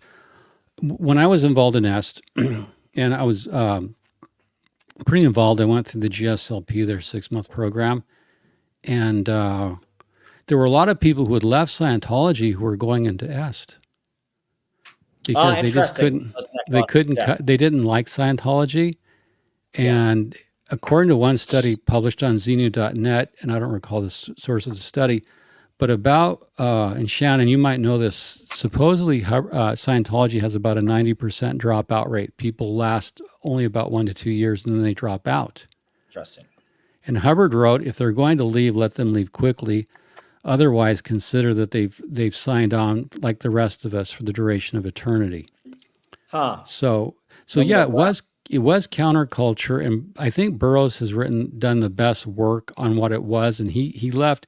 He actually wrote why he left and what he didn't like, and Hubbard actually wrote a very dignified response to William Burroughs. Wow. And that's available online. He actually engaged. That was the only time I think Hubbard didn't want to take on someone of Burroughs' stature at that point in time, because I think Hubbard was the type of bully who, if he perceived you as being more powerful or equal to him, he wasn't going to fight you. Yeah. But if you were less, he was going to destroy you. So Burroughs at that time was so big of a cultural figure that Hubbard didn't want to tangle with him, because that would bring the rest of the counterculture down on Scientology. Right. So Hubbard called that shot. I think he was, so he did influence counterculture, but more so, I think Dodge is right to say he influenced some of the New Age elements, more of the fringe New Age elements. Yeah. But the fact that Charles Manson embraced him, that shows kind of the bandwidth that people would look to Scientology for. Right. Well, I mentioned that only because I've always had an interest in the 1950s specifically, and the perception of it is that it's this very cookie cutter environment where most of society is still very Christian and very religious, and dog and two kids and all that. But it wasn't. It was like the 40s is more like that, but in the 50s there were tons of movements that were secular for the first time, where you look at your life's philosophy. First it was like the power of positive thinking, which that incorporated a lot of God. And so I always thought of L. Ron Hubbard's Dianetics to be the power of positive thinking, and essentially ripping off most of what Norman Vincent Peale said, but just take out the God stuff. So Norman Vincent Peale was already sort of issuing the new Bible that wasn't you directly get your living instructions from the Bible. It's now Norman Vincent Peale, but you still respect God. And then L. Ron Hubbard was the subsequent person. And then, of course, you had the explosion of rock and roll. And I always wonder, with him being in the cover of Time magazine, Life magazine, and people thinking, oh, there's a non-Christian way to treat people and go about my life. That was the beginning of the whole secular movement in a lot of ways. So sadly, ironically, there were other people around at that time as well. So it wasn't How to Win Friends and Influence People written in the 50s? Yeah, no, right. And that's the thing, right? When Dianetics. That was Dale Carnegie. But Dodge, let me set it up for you guys. This is important. This is very important to realize. L. Ron Hubbard began Dianetics as a secular, nonprofit psychotherapy business. Right. And what Hubbard wanted to do, Hubbard was delivering Freudian psychotherapy, and he just used different terminology, but it was he praises Freud in his early work. So it began as a secular nonprofit, and the idea was to teach people how to do Dianetics auditing, which had no e-meter at all. And so his Dianetics Foundation, he got in trouble in New Jersey. He was criminally charged for practicing medicine or teaching medicine without a license. He left New Jersey bankrupt. He set up in Wichita, still secular, nonprofit, psychotherapeutic. He meets Volney Matheson, gets the meter. And then the first thing he does with the e-meter, he does this. You can Google electro-psychometric scouting battle of the universe is L. Ron Hubbard. Cool. He actually uses Volney Matheson's e-meter, and Volney was a chiropractor who had met Hubbard, and Volney was delivering auditing techniques, and Carl Jung had done auditing in 1906 with an e-meter, and what we were listing way back then. So there's an e-meter of 1906. Yeah, I have it on my blog. You can read my history of the e-meter, and so what Carl Jung was doing in 1906 was using an e-meter. And he was looking for trigger words.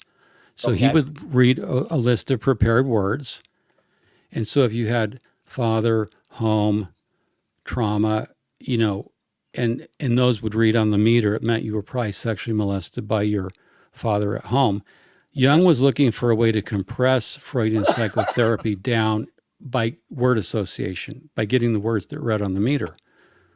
Volney Matheson obviously read his work, and he had Technique 100. He had the Matheson meter, which Hubbard adopted. But what Hubbard does when he gets the meter, there's this electropsychometric scouting. He actually starts auditing into the ether to get a Thetan trapped on the meter. And he has like the world's first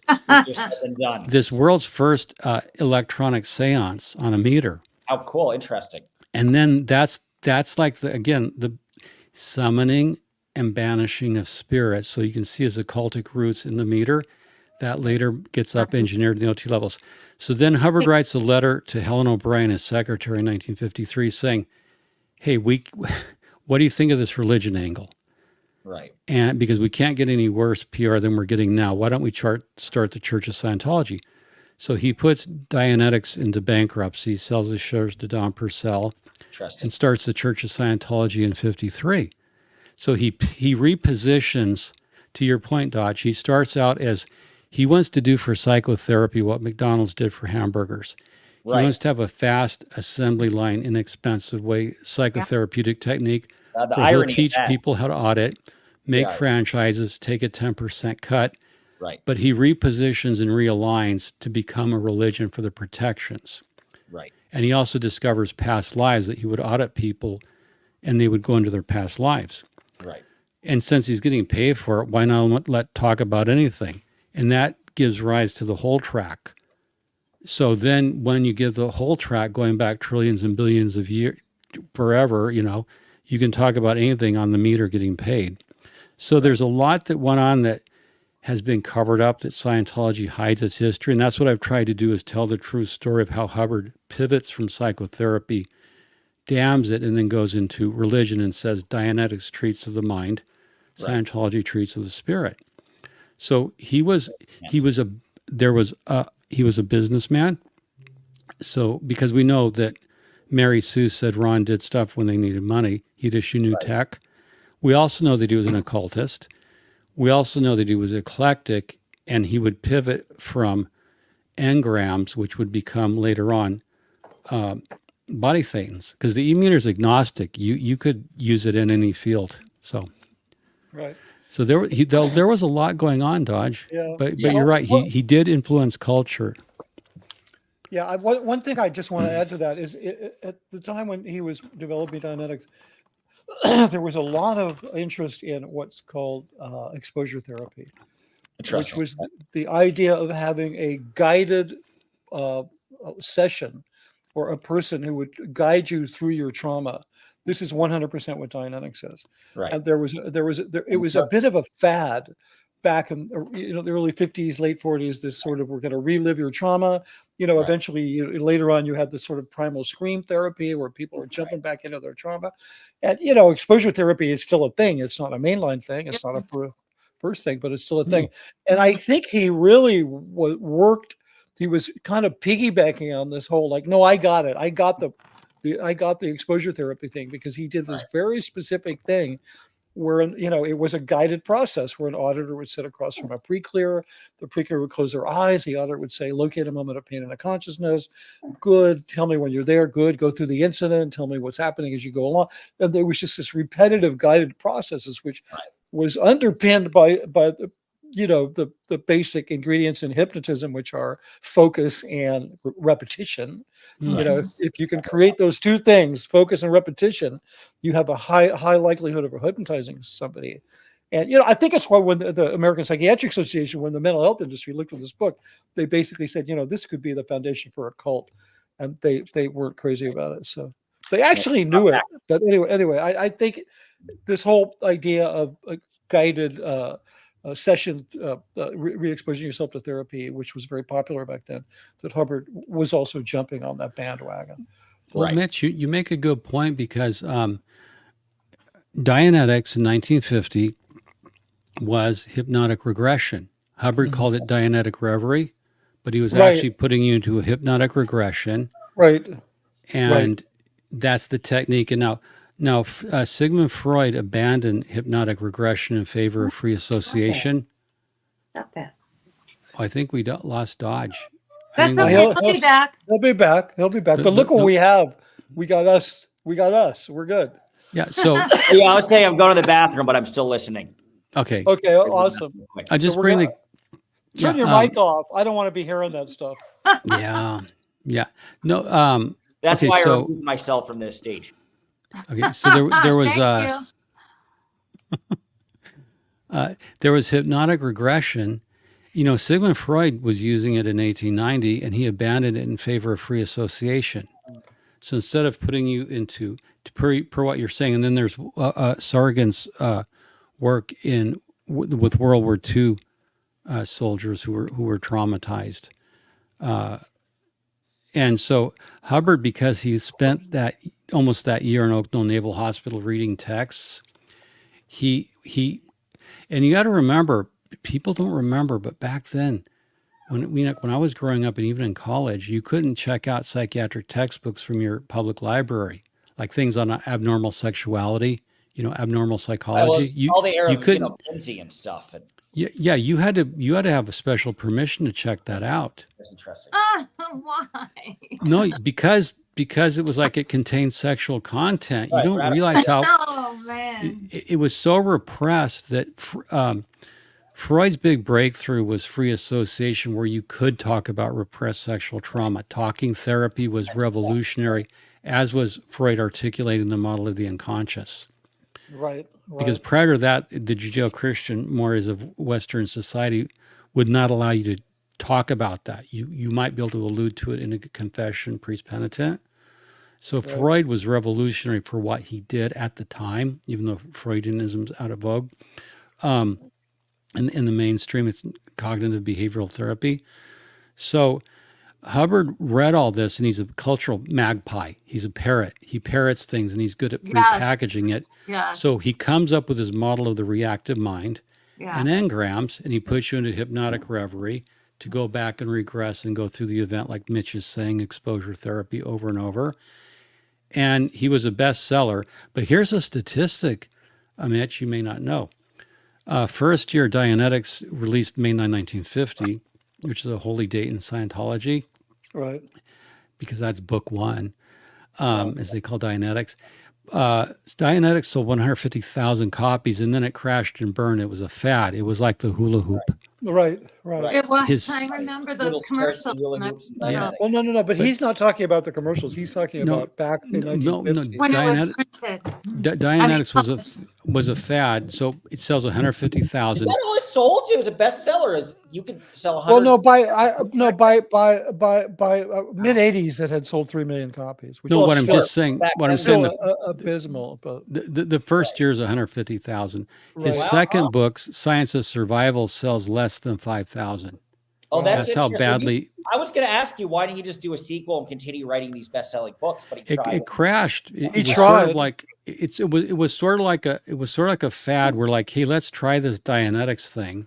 Yeah, And see if because psychiatrists were very expensive, and people who had a lot of money could could see their analyst.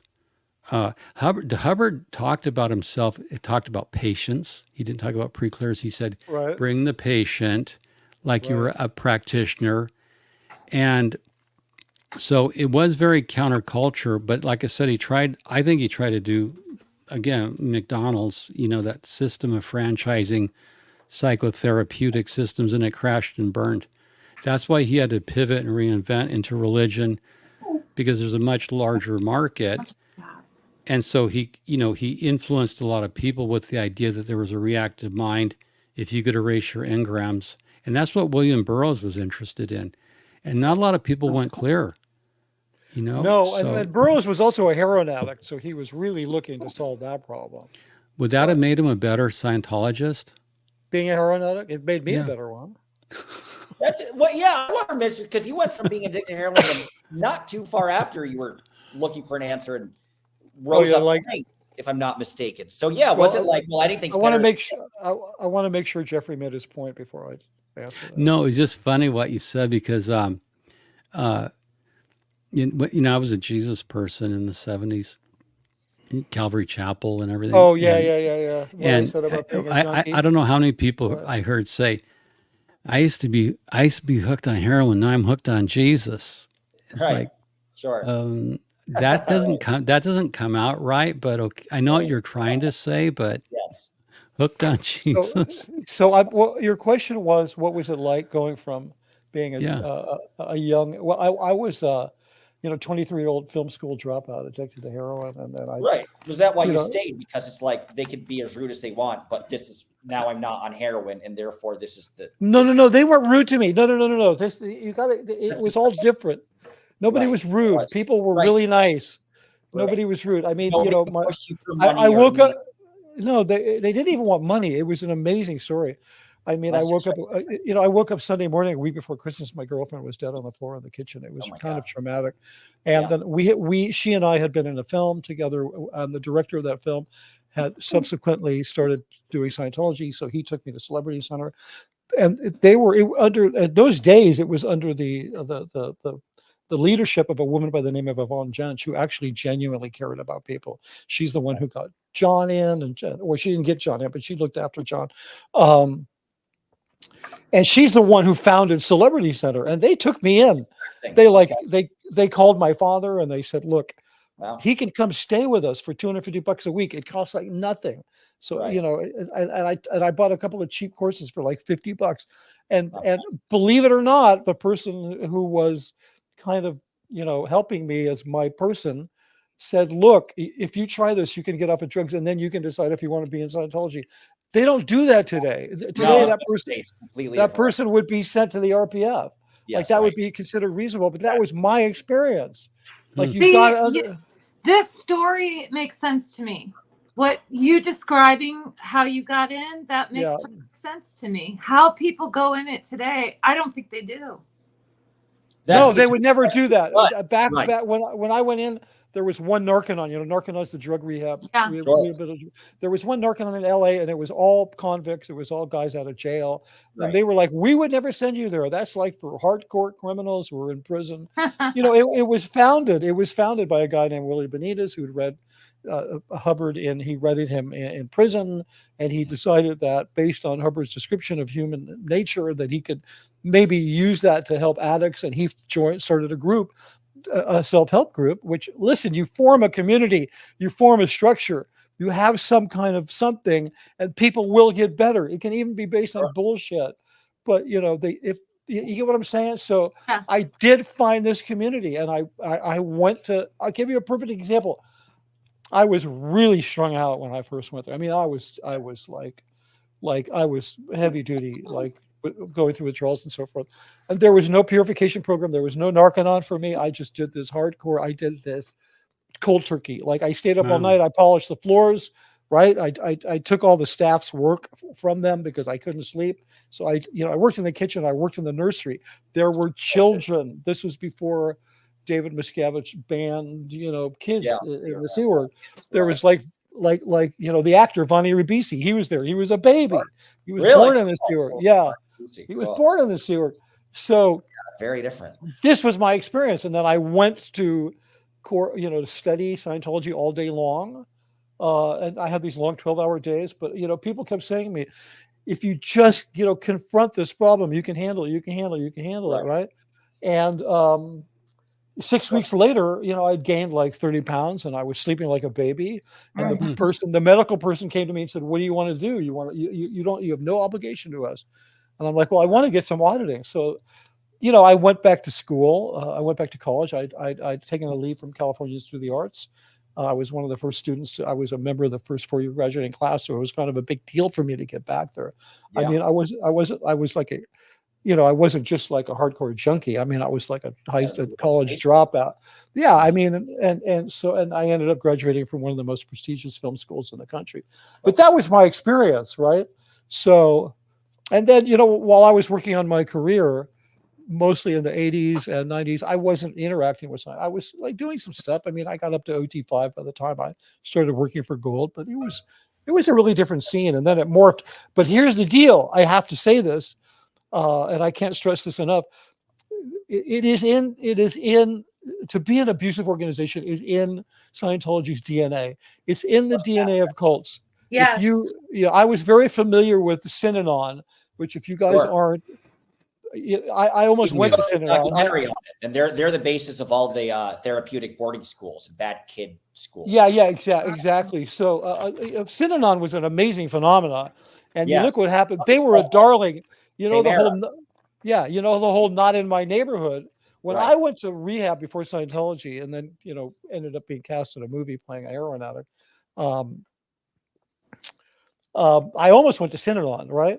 But I wouldn't because it was a cult. But it was a darling. It was a cult, so you wouldn't go to Synanon. It was a cult. I didn't want to go because it was a cult. So I ended up in Scientology for most of my life, which was really screwed up.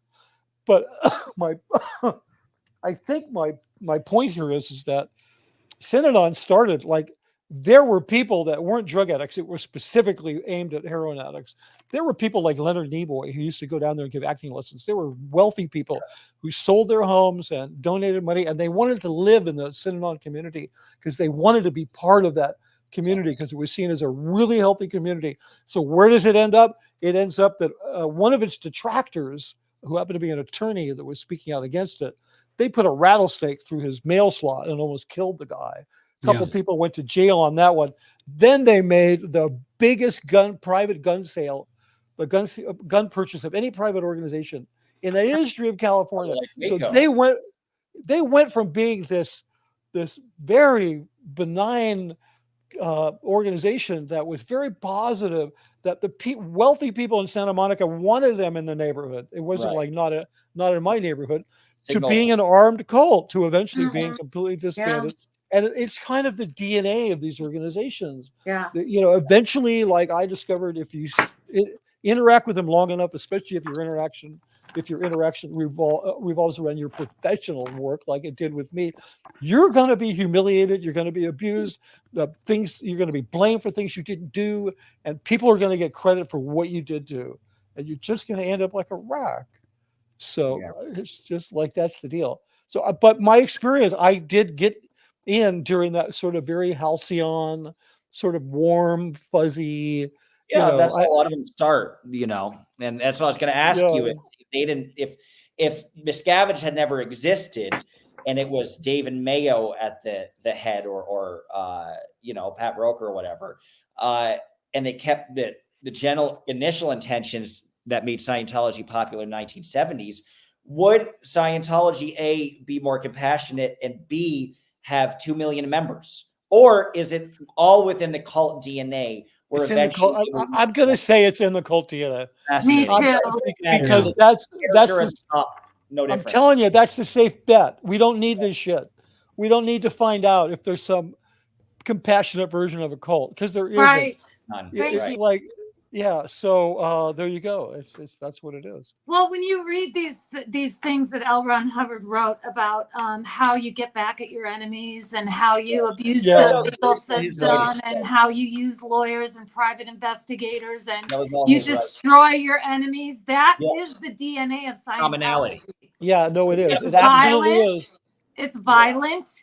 It's spiteful, vengeful. Yeah.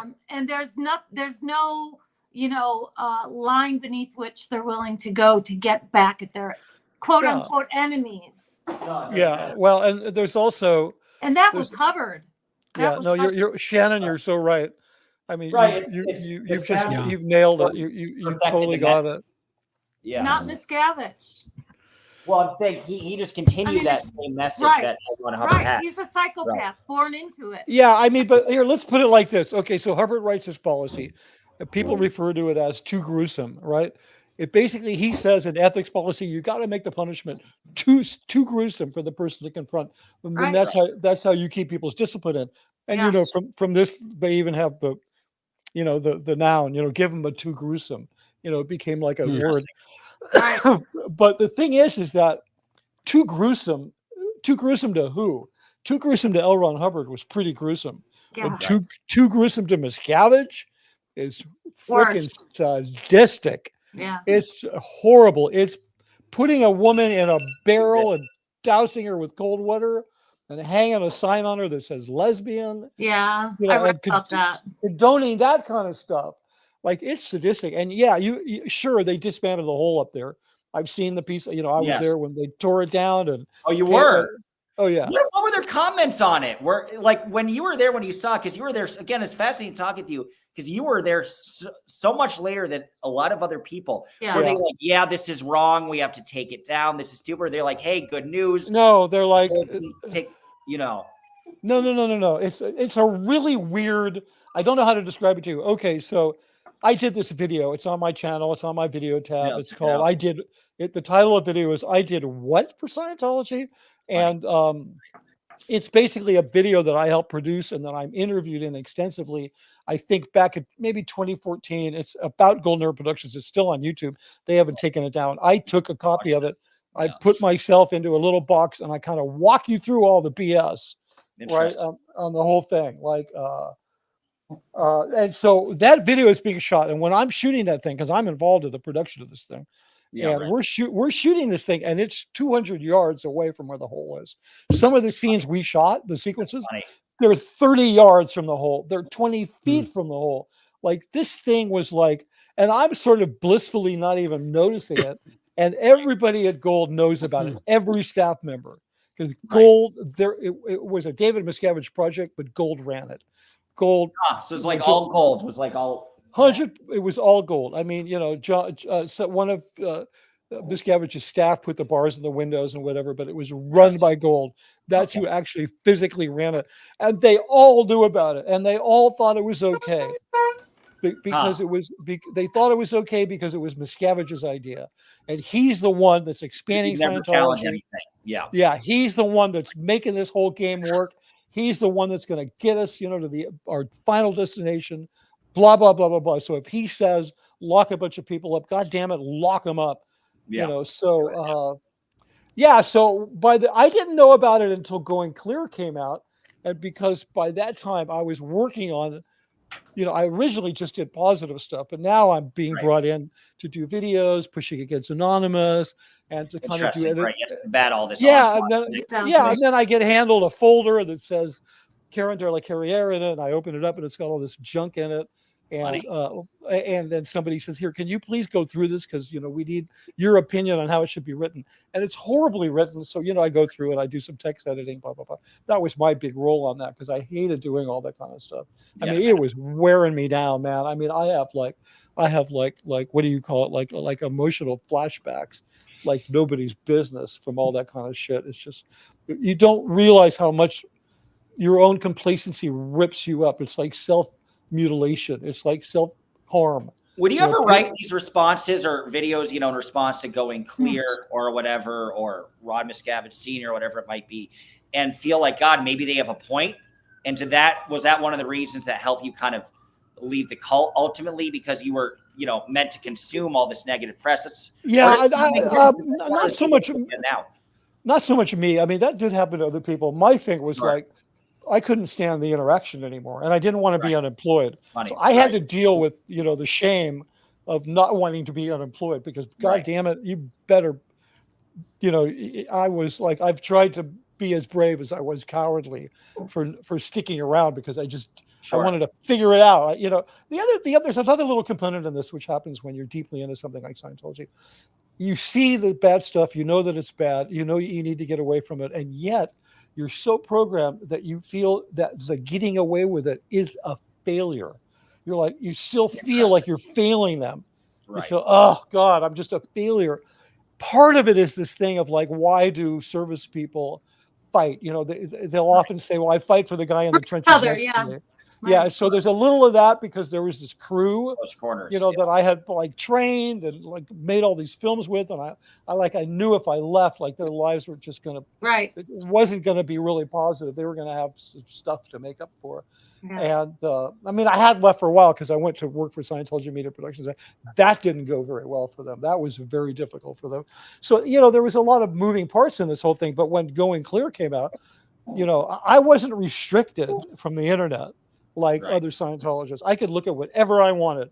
I could Google the worst trashiest stuff. Very different, right? Yeah, because in my position, somebody could walk up to me like Lou and say, "Hey, did you hear about so and so has some bad thing?" Probably be aware. And if I said no, she would be like, "What the fuck is your problem? You don't give a shit." You know, we're being attacked. And you don't even. So I was always looking at this stuff, right? And you know, like when Jason Begay left, and they were like, you know, the actor Jason Begay, right? When Jason left, he was a good friend of mine. I didn't give a shit that he left. I thought, hey, go do your thing. I didn't like that he was speaking out, mostly because I thought it would be bad for him, just because it's not. But it ended up not being bad for him. But I got handed a voice recorder, which I never turned on, and was said, hey, give Jason a call because he's going to go on the Matt Lauer show, and you need to talk him out of it. So whatever, like I would get involved in stuff like that. So. Like nobody in Scientology is going to talk to Jason Begay, but I'm being told to call him. So I was more. So anyway, I got handed a bootleg copy from Sundance of Going Clear, right, on a cell phone or whatever. And I'm watching this fucking thing. I'm going, Yeah, it's a really crappy image, but I'm going, this is a good motherfucking movie. I'm digging this Yeah. movie. This is actually a good movie. Right, so you did genuinely enjoy it. That's hilarious. Yeah, no, but I'll tell you a really funny story. Okay, so Alex Gibney, who I don't know, when I saw Going Clear, I'm like, I think I'm going to send him my resume. He's probably seen a bunch of my work, and maybe he'll give me a job. Why not? So, but anyway, so just to back up a little bit, when we did the Industry of Death Museum, which was a project that I headed up, the Anti-Psychiatry Museum. Oh no! Did you? Oh yeah, I did that whole thing. I did all the films. Oh, that was you? Cool. Yeah, I designed the inside of the place. Thank you for your service. Yeah, well, and I did it in like 10 weeks with no sleep. And when I was done with it, I had a horribly traumatized sleep disorder, and I've never really slept well since then. It's really been, I've been through a lot of fucking trauma treatment because of not all that crap. But anyway, there's about 10% of what's it's not, there's a lot of true stuff in there, but whatever. I don't want to get into that, but I've done, it's on the internet. There's a virtual tour you can take of the museum. I've taken people through parts of it online and kind of talk them through. Like, I want to do more of that because it's fascinating. Anybody can just walk in, right? And yeah. They won't even just give them a fake name, go in. Anybody but me. Yeah, but you or me, anybody but us four. Yeah. Right. I don't know. You might. Dodge, you can't go in. No, I don't know. I don't think I'm that well known. Maybe I'm underselling myself, though. Yeah, are. I think you could easily put on, like, dye your hair and put on glasses and grow a mustache, and you could walk in and nobody gives a shit. But my point is, when I got that project thrust at me, and that was that project been going on for 2 years, it was a disaster. Miscavige had authorized shutting down a block of Sunset Boulevard, which takes a year in advance. And then I get this thing dumped to me. I got, like, it's October and the thing's going to open on December 17th. This was pain, right? This was like, I got to make this thing happen, right? This is like every waking minute for all that time. You're nauseous with the stress because you can't not succeed because they got a block of Sunset Boulevard shut down. And if you blow it, it's going to take a year to get the thing done again. Like, you're just plus just my own professional attitude, like being a professional and wanting to make things happen. That was the big threat to me, and not the trouble I get into not doing it. I just felt like I can't fail it. But anyway, my whole point in telling you this story is that at the beginning of that project, I went and grabbed a bunch of texts on psychiatry, pro and con, and I grabbed some films that I really admired and that I wanted to show my team as models. And these are the model films that we're working with. I really want you to pay close attention to these films.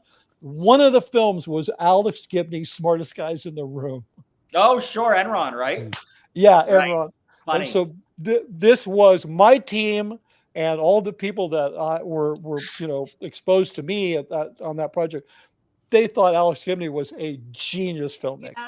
A genius filmmaker. Funny. I mean, it was like he would be talked about. He's very good.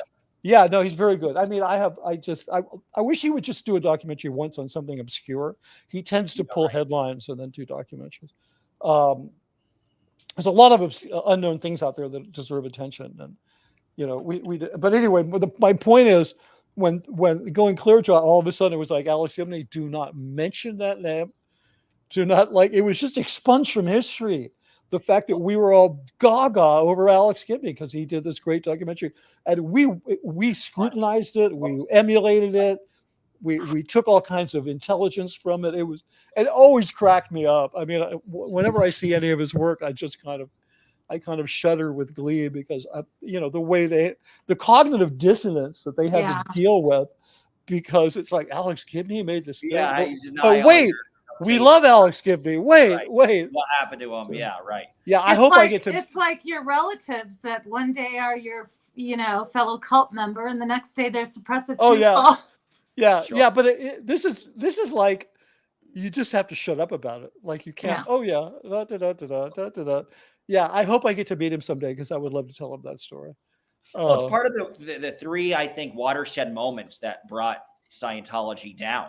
Really, is I think it was Tom Cruise and the Couch, South Park, and Going Clear. Going Clear for sure. Yeah, and then Leah's show, because Well, yes, much later on, of course. Yeah. Yeah. Right. In terms of numbers, I mean, I added it up just based on subscribers.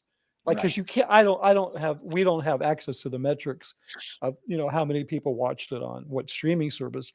But, it went from A&E, I think they had 40 million subscribers. Then it went on to, where did it go next? It went on to Netflix. One time it was on Netflix. At that, they had like 170 million subscribers. And then it went on to Hulu. And you add it all up, and it was like over 250,000 people who potentially could have watched this. And I bet you a lot of them did. Because I got to tell you, back in the 90s, I'd be sitting on a business class flight going to someplace for the church to do something, and a guy next to me or whoever would say, "So what do you do for a living?" And I'd say, "Oh, I make films for Scientology." And they go, "Oh, that's interesting." And then when the Leah show happened, it was like, "So what do you do for a living?" "I make films for Scientology." And it would be like they'd push the goddamn service button and ask to get moved to a different seat. It was just like That's funny. It was yeah. I mean, I didn't meet a person who didn't say, "Oh yeah, I saw that Leah thing." Mm-hmm. And that's true. More than anything else, isn't that interesting? That changed the general public perception. Yes. Yeah. I think the other stuff was kind of like punching Scientology around the ears and kind of softening it up. But what Leah and Mike did is like I don't even think they get any credit. That's right. Yeah, because everybody streamed the goddamn thing. When I finally watched it, I streamed it like nonstop. I think I was done with 3 seasons in like a day and a half. Yeah, right. And I thought it was amazing because a lot of those stories I knew, and I knew the people. And those stories aren't bullshit, man. Those are the real deal. Yeah. And I was telling them that we were really not getting along at this point. I said, you know what you guys should do? You should order every Scientologist to watch that show, and that you should hand them a DA pack. And I was just kind of pissed at that point because I was like, that's what you should do, because here's the deal. Some poor Scientologist is having the conversation in the supermarket, and somebody saying, "Oh, Scientology, I saw that show." And they're saying, "Well, that's just a bunch of blah, blah, blah, blah, blah." And then that person says, "Did you see it?" And they have to say, "No, I'm not allowed to see it." Right. And then that gets the question, what kind of cults are you? Then exactly. Then, oh, you're a cult. So if they were smart, they would have just told everybody to watch it and then gave them a script, and so that they could answer the question. Yeah, I saw it, and let me tell you what the deal is. Because I could do that. I'd be making it up, but I could do it. I could be on that side of the debate team and tell you why it was a bunch of crap. Right. Yeah. Anyway, so if you want my story more in detail, it's really in my book. I really spent a lot of time going through my whole past and how I got into Scientology and blah, blah, blah. Did that re-traumatize you doing that? No, it actually pulled me out of it. It's therapeutic. No, I was like near suicidal on my couch for a year and a half playing video games. And then I had to do something because I didn't want to die. So I dragged myself to my desk and I started writing a book just to write, because I love writing. And I've told this a number of times. It was kind of like what the Aborigines do. They do this thing called a walkabout. I don't know a lot about it, so I hope I'm not speaking out of turn, but I do know it's a very, very, very dear thing to them that the Australian government has even recently been protecting and restoring, because these people who've been on the earth for 80,000 years, if they don't go out and do this walkabout, they don't know who they are. They don't find their identity. And when you've been in Scientology for all those years, and Scientology has literally taken your identity and replaced it, and you've paid them for the privilege of doing it, right? I mean, and they're like, you're a mortal spiritual being, and you got body thetans, and you're this, and you're this, and you're this, and you're none of those fucking things. And it's and you're convinced that it has all the answers. Your walkabout is done. You're never going to have it. You're never going to find your identity. And so my book was just my walkabout. Okay. It was, and it was, I decided that I made a decision that I was going to put as much creativity into it as I'd put into work for the church, as a way of trying to balance it out. Good. And so it was, it was after a time, some people read some of it and blah, blah, blah, blah. And it was like, oh, no, you should finish this and you should publish it. And blah. And then it kind of built up a head of steam, and I became very passionate about, and it's a good looking book. I mean, it's look, it's really nicely designed. It's got really nice little, this is, sorry. I was going to show you the inside, but this was a screw up. Yeah, please. Oh, I would, but this was a screw up. Somebody accidentally put my cover. Whoops, hold on. They put my cover on the Red Hot Book of Spanish Slang and Idioms. Nice. I was happy. I was actually happy to get because I live in LA.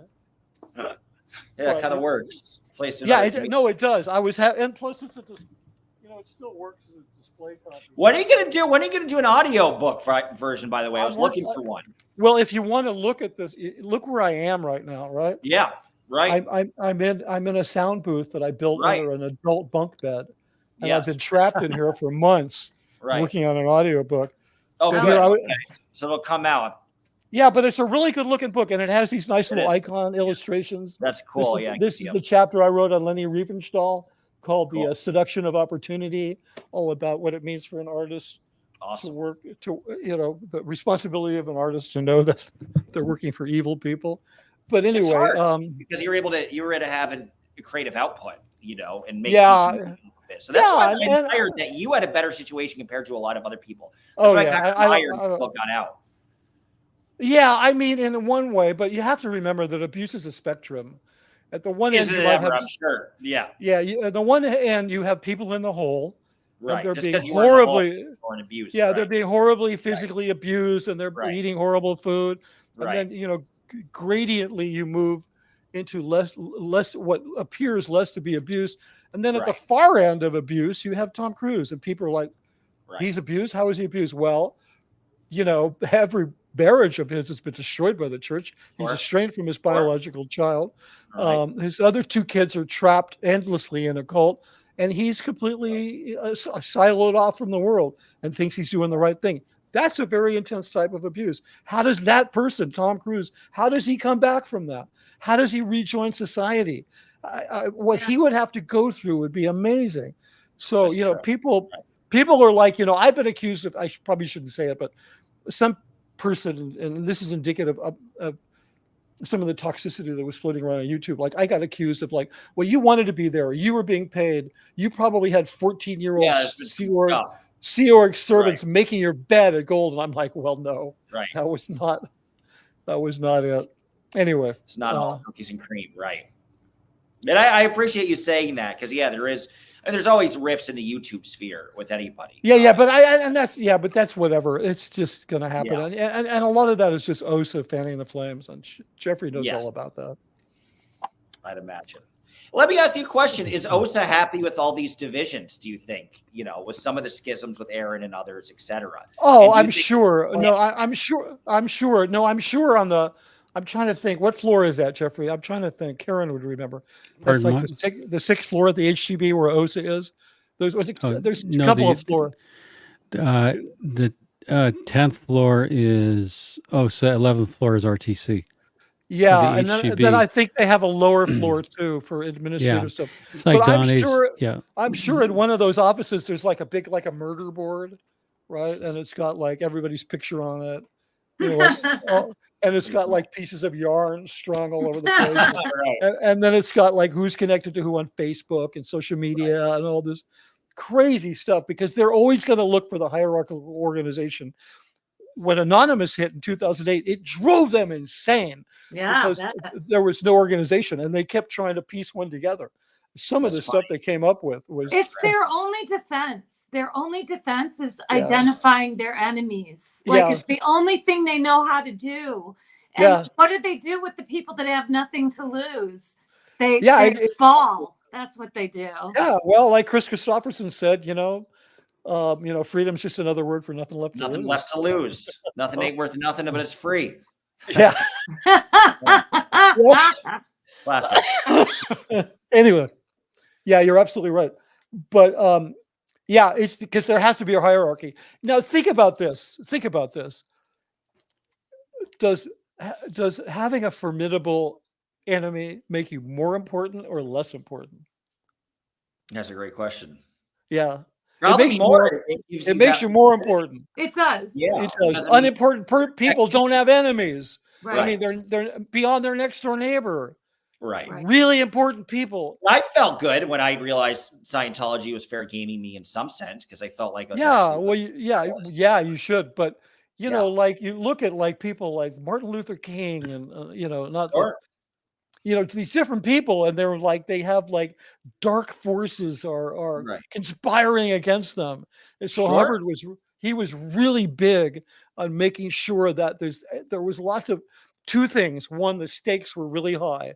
It's Scientology or oblivion, people. You're going to be a rock for the next 10 trillion years if we don't make it. And we have mega enemies that are trying to tear us down. Yeah. Okay. That's why it's so hard to get people out of Scientology. Right. Right. But that's, with anything, even civil rights, a rift, there's a rift between Malcolm X and MLK, for example, but both of them were trying to get justice in their way, which actually leads me to a random question that Jeff might know. With the relationship with the Nation of Islam, did L. Ron Hubbard ever meet Louis Farrakhan or Elijah Muhammad, or was it a purely Miscavige invention? Interesting.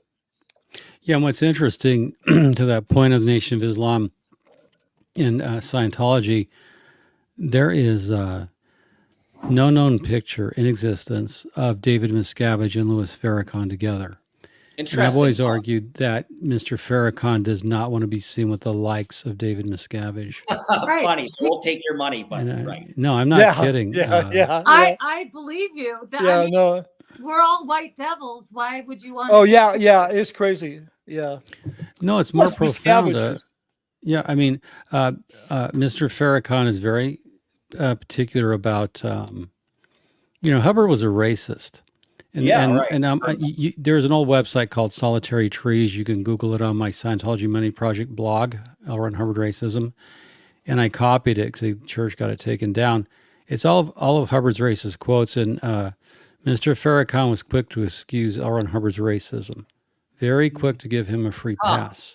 Interesting. Because he said that the benefit of the tech outweighed. He said to his audience, how many of you here went to college? How many of you had white teachers? How many did you ever ask them if they use the N-word? No. Right. So we turned to Hubbard for the greater wisdom. But what happened is that they pivoted to a different message where Riza Islam said, when L. Ron Hubbard says that Dianetics was the result of 50,000 years of thinking men, and the Nation of Islam said that the black man is the original man. That's right. That's right. Therefore, Dianetics is really ours. We're the source of that. They said he's acknowledging that they are the original people. Yes. Right. That's how they justify. I mean, that's one of the ways. There are other ways. Sure, if you want to say that, okay. So the rank and file in the Nation of Islam here in Chicago, their justification is that Dianetics can actually scrub the devil out of white. So therefore, L. Ron Hubbard is devilless, basically. Well, I have a question that maybe Jeffrey can answer. Okay, so they signed up. Essentially, they onboarded people into Dianetics first, not Scientology. En masse, like huge. Yeah. Like how the Moonies have, like, they fill a stadium full of people and they marry them all. Yeah. Well, these Nation of Islam guys, they were doing these mass, onboarding of people into Dianetics. Somebody was getting commissions for all of that. Yeah. Where the hell was all that money going? Because that shit is a lot better than selling pies on the corner. Yeah. Okay. You're going to make a lot more money doing that. Yeah, that's, I've always thought that David Miscavige was the reg for the IES, that he gets 10%. Probably does. And I was interviewed by a government agency, and I estimated his net worth to be about $50 million from being look, IAS is a legally separate corporation from the Church of Scientology International. Sure. And Miscavige, due to the Scientology's doctrine of exchange, he's the biggest fundraiser in the church. Yeah. And therefore, he would be entitled when he spoke at IAS rallies to get a commission. Yeah. But, which brings us back to the LRH birthday party. Which it's been playing the whole time. We still have an hour and 10 minutes left of it. Amazing.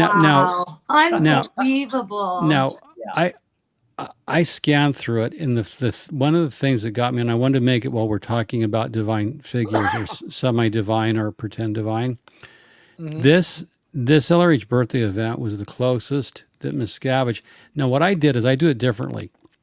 I mean, I went through the I went through the transcript, but I actually went over to the Scientology website. Awesome. I go to Scientology website all the time. I call it dumpster diving because you have to know your enemy. Yes, right. And they're very much my enemy. And this is the closest. Yeah, this is the closest they have to making L. Ron Hubbard God. And it was really interesting. Miscavige made a statement, and let me get it right here. I want to read it. Where this is the closest I've seen to them deifying L. Ron Hubbard. And so this is, and I'm sure, Mitch, they've used AI to emulate Danny Sherman. I think they have an AI Danny Sherman emulator. Yeah, no, undoubtedly they may have. So, they may have done that. Well, follow this language. Miscavige is saying, in LRH's birthday celebration, we're giving a present what he most wished for, that perennial gift of expansion. Okay. Yeah. Now listen to this. And never was it more appropriate than now and tonight, in the wake of a year when that word expansion has become synonymous with eternity. Okay. And where the wellspring of eternity is itself source. That means L. Ron Hubbard as source is the wellspring of eternity. He goes on. So although it's been said before, let it be said once more. If beings can be anywhere, then LRH is everywhere, and all you have to do is look at what's immortal. So they're saying LRH is everywhere. That is, he pervades the universe. And that's the closest statement Miscavige has ever made to saying L. Ron Hubbard is God. Huh, he's never... Because he's saying that beings are everywhere. That is, they're localized in bodies. But LRH is everywhere. That is, he pervades the stare empyreum of the entire cosmos. Right. And this was... I saw it as Miscavige pivoting, because a lot of criticism that Miscavige got hammered on was that it was all about him, and the church was drifting away from Hubbard. So I saw Miscavige carefully, because Mitch, I was watching Scientology magazines for years, and it was like 70% Hubbard, 30% David Miscavige. Then it shifted to where it was 80% Miscavige and 20% Hubbard on the pictures and images. Mm-hmm. But he was very careful to actually say the wellspring of eternity is source. And source in Scientology means L. Ron Hubbard. Right. And L. Ron Hubbard is everywhere in the universe. And so if I were to pose a question to Mr. Farrakhan, the Nation of Islam, what would you say to David Miscavige saying that L. Ron Hubbard is God? Because technically that would be idolatry. Well, there is an explanation for that. Ooh, I want to hear it, Shannon. Yeah, there's so on my YouTube channel there in the community tab, there's a debate between two members of Nation of Islam. Oh yeah, it's interesting. I saw that. Yeah, if you listen to that, they'll explain the mental gymnastics behind that. Yeah. Oh, I'd like to read that, Shannon. Thank you. Yeah, it's really interesting. It's what's your channel? YouTube. Are you? It's a YouTube will you link to video. it? Will you link to the video? Yeah, guys, Shannon's channel is Chicago Scientology Audit, right? Yeah. Yeah, Shannon, that is so interesting, because I do enjoy watching. I went down that rabbit hole myself. Yeah, I've talked to people in the Nation, and did you ever? I was there when Riza Islam, he was hanging around with RFK Jr. and Lee Dundas, who's a Scientology attorney, and they were. I'm not being political. They were anti-vaxxers, and I don't take a stand on that. Mm-hmm. But I was at the trial of Riza and his mother, the late Hanan Islam. I watched them make their sovereign citizen argument in pre-trial and get 5 days in jail for contempt of court. Mm-hmm. So I got in on that, and you're right. The mental gymnastics. Here's the parallel that Mr. Farrakhan made. He compared the idea of the fallen Adamic nature. In the Bible, when Adam and Eve fall, it's called the Adamic nature, the sin nature. Right. And it's a lot of trauma. And he was saying that the reactive mind is somewhat like the fallen nature, and it can be audited through this technology. Now, actually, Farrakhan, when I was doing the origin story of how he got into Scientology, He's been in a lot longer than anybody thought. He used to go to his entourage and stay in the penthouse at Celebrity Center. And he was in a lot longer, probably prior to about 2005. But there's a story of how Freddie Johnson brought him in through Tony Muhammad of the Nation of Islam. So I've mapped out a chronology. Now, one question I have for you, Dodge, that's your real name, Dodge. That's my legal name. What a cool name to have, Dodge. So I was so Dodge, in the LRH birthday event, is there any mention made of Nation of Islam? No. I don't think No? that. No. Really? Some highlights and skim through it. I don't think. Really? Wow. They don't make any mention of the nation? No, but they had a Wow, they had a I only gone representative through it, speak so I haven't at seen the the full Chicago thing. event. But So they had a representative at Chicago. That's where Miriam Mosque is, right? Yes. So, but the fact that Miscavige doesn't mention the Nation of Islam, He did not by name, but he Wow. did thank the speaker that they invited from the Nation of Islam at the Chicago org event.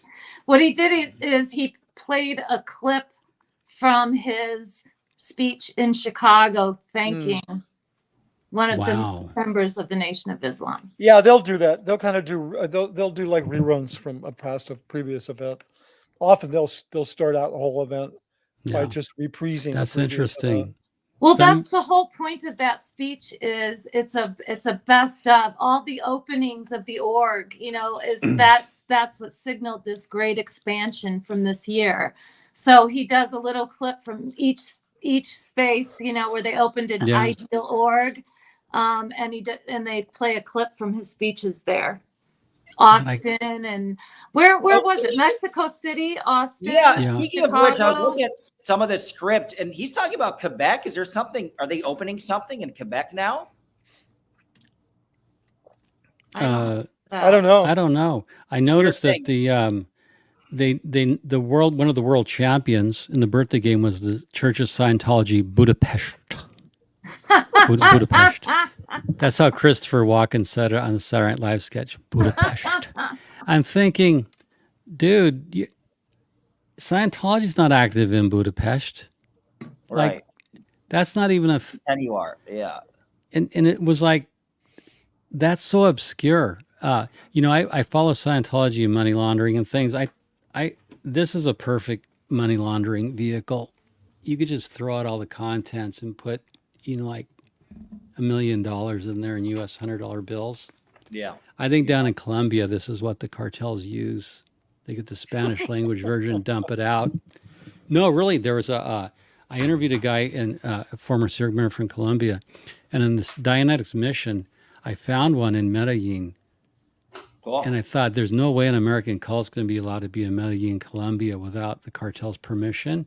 Yeah. Right. And so what's happening, this guy told me, Adrian, that at the Dianetics missions, people would show up and pay like $5,000, $10,000 AP for advance payments, and they would disappear. And I explained how my theory is the Dianetics, whenever you see the word Dianetics, especially in Colombia, Pakistan, places American cults don't belong, it's money laundering. And so you could, if you had a Dianetics mission and you were a drug lord, you could have, one of your associates run it, and you could put in $100,000 a week through there in advance payments, deliver the courses to non-existent people, right. Give the mission, give Scientology its VIG, its cut, right?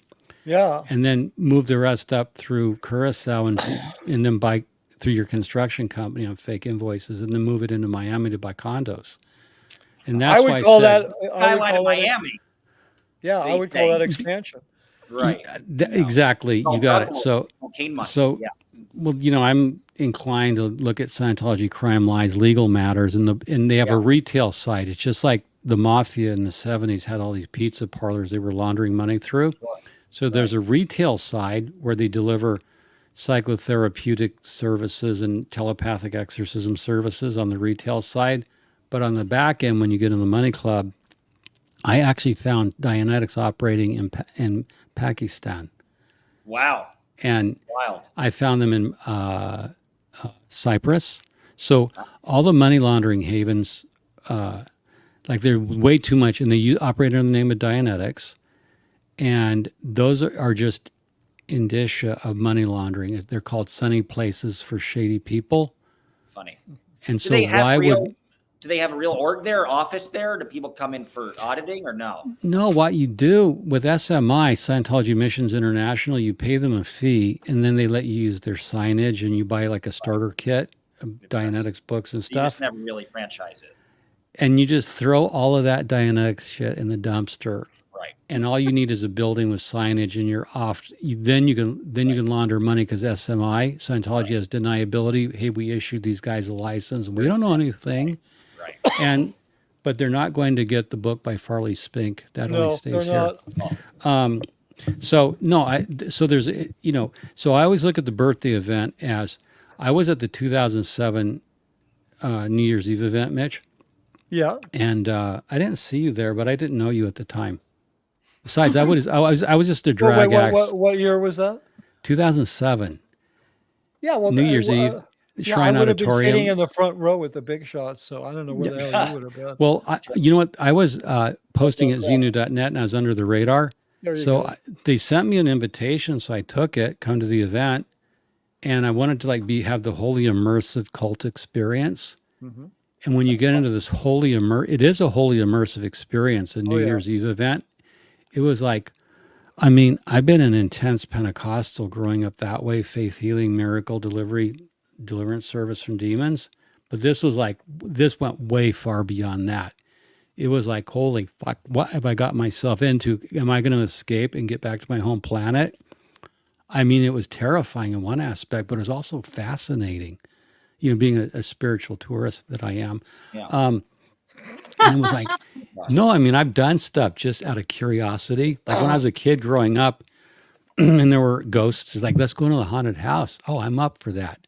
Or when I was a young man, let's go out to Joshua Tree and look for the UFOs. Oh, yeah, I'm up for that.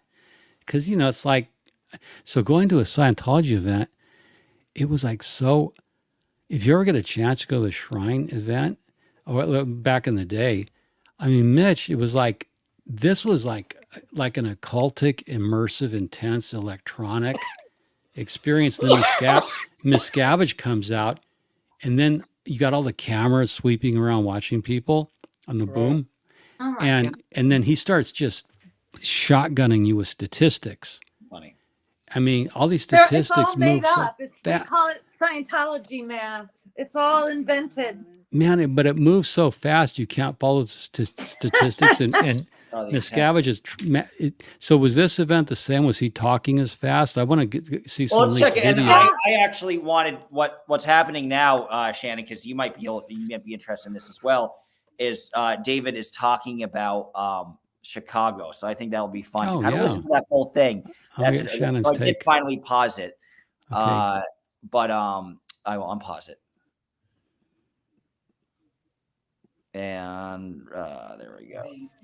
Home of the Bulls, the Bears, and the best big city in the U.S. After this city famously burnt to the ground, they built it all over again. And when they needed clean water, they made their river run backwards. But beyond any of this city's past glories and engineering feats, there is something far more profound: our history. From a handful of briefing course graduates banding together to form a first group, to the formation of a full-fledged Church of Scientology, incorporated in 1974. And so this grand opening coincides with her 50th year, a celebration of a golden anniversary for Chicago.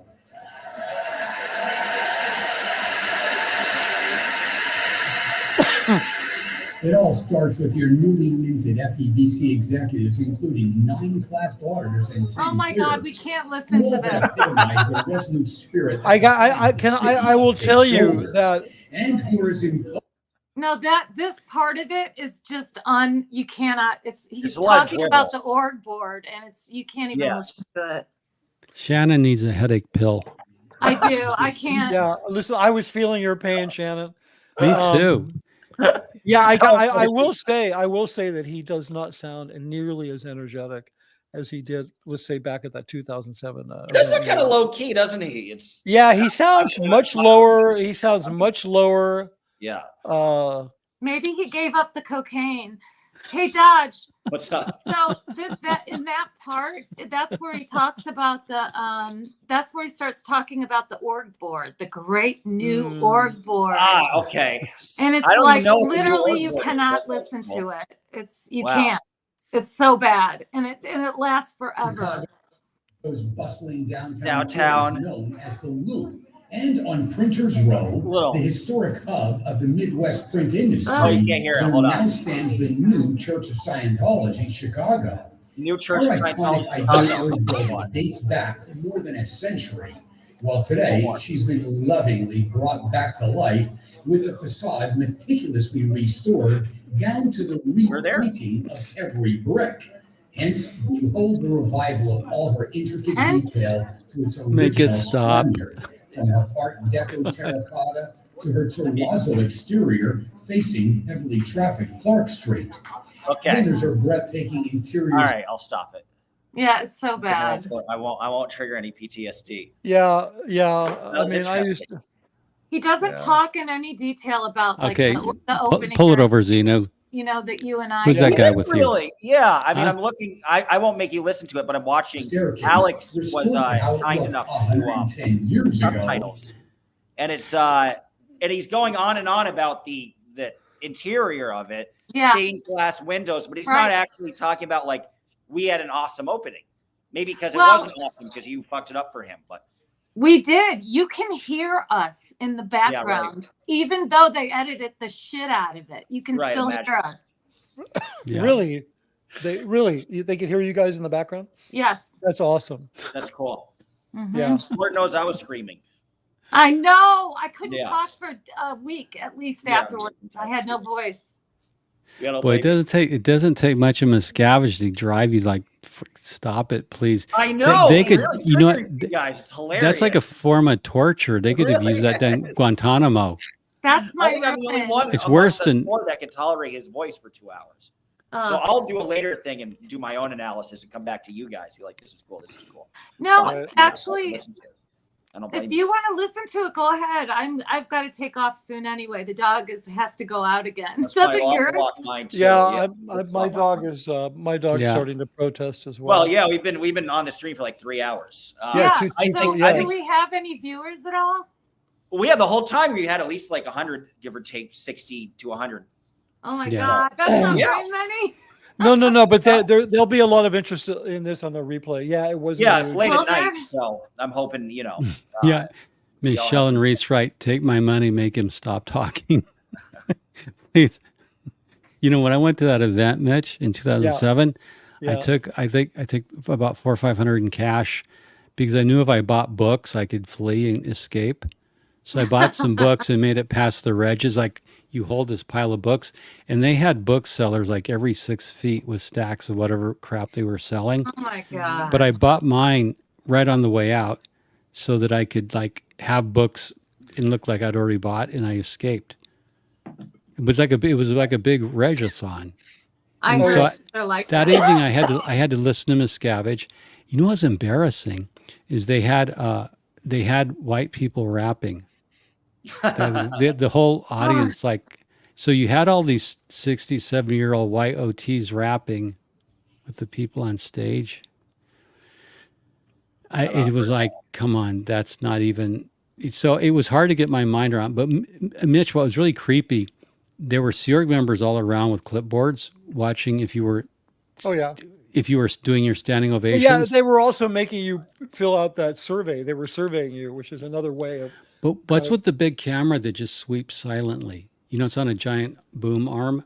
There's a camera that just kept sweeping over the audience. Is that for crowd shots or compliance? I don't know. I don't know.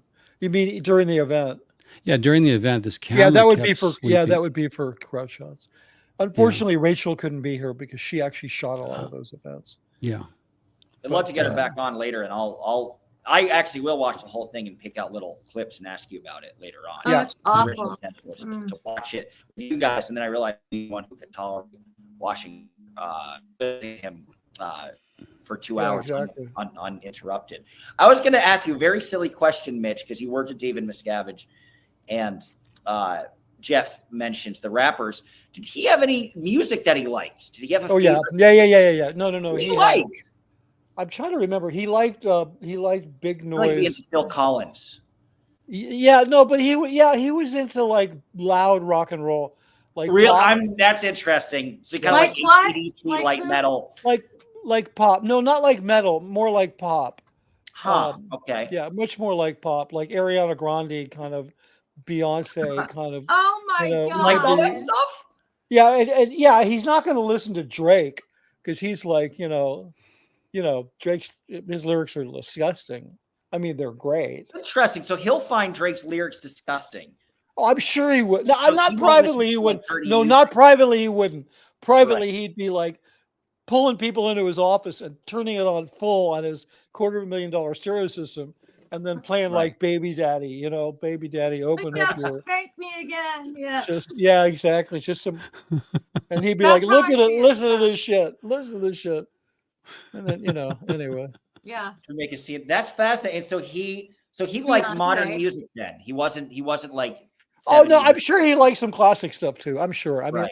I didn't There's a lot of hang the out pop. with. I hung out with him a little in the early days, but and I didn't. I rarely worked with him. I worked around him.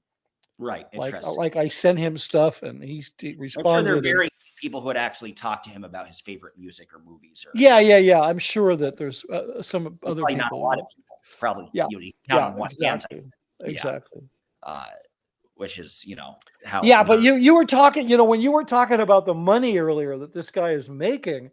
Yeah. I remember one of the last meetings I had with him at Scientology Media Productions, and he wears these just unbelievably expensive hand-tailored Italian suits. I mean, or made by a tailor in LA. Navy blue and boring, but right, they're all. Yeah. No. He's all about navy blue, and that's because of that's because of the Alan Flusser book, The Clothes on the Man. Huh. If you know about him. No. Alan Flusser is a very noted guy because Oliver Stone hired him to do the clothing for Wall Street because he's the guy who knows so much about men's haberdashery that he could decode all the different levels of character on how big your collar should be, the size. What color your tie should be, and all that. So then somebody gave that book to Miscavige back in the 90s, and he adopted it as a Bible. And like when we had to put somebody in a suit, it was a freaking nightmare because it all had to be exactly for Alan Flusser, right? And but yeah, so it's like you want to go casual, you wear a New York Yankees ball cap. It's just all this ridiculous bullshit. But funny. Yeah, he was no I'm trying to think of what's his name. The guy who was the head of design for the German guy who died. I can't think of it. Whatever, it doesn't matter. Warren? But the last time I saw him, he was wearing these bespoke cufflinks. I couldn't take my eyes off of them. I was literally like hypnotized by his cufflinks. They were about the size of a nickel. Right. Which is way too big. A man's cufflink should never be that big. And they were platinum. They were not silver. They were because you could tell the difference between polished platinum and silver. And they had face. Yeah, and they had signed the S and double triangle Scientology logo in them, embossed in them, and then they were encrusted with diamonds. Oh my God. This was like Pope level shit, right? Like I was so like Pope level. Like this was like I was, except the Euro, some kind of Eurotrash version of it. Yeah, it's like a Guido version. Yeah. Yeah, the Guido version of the Pope. He's like, he's like the Pope of Scientology Media Productions.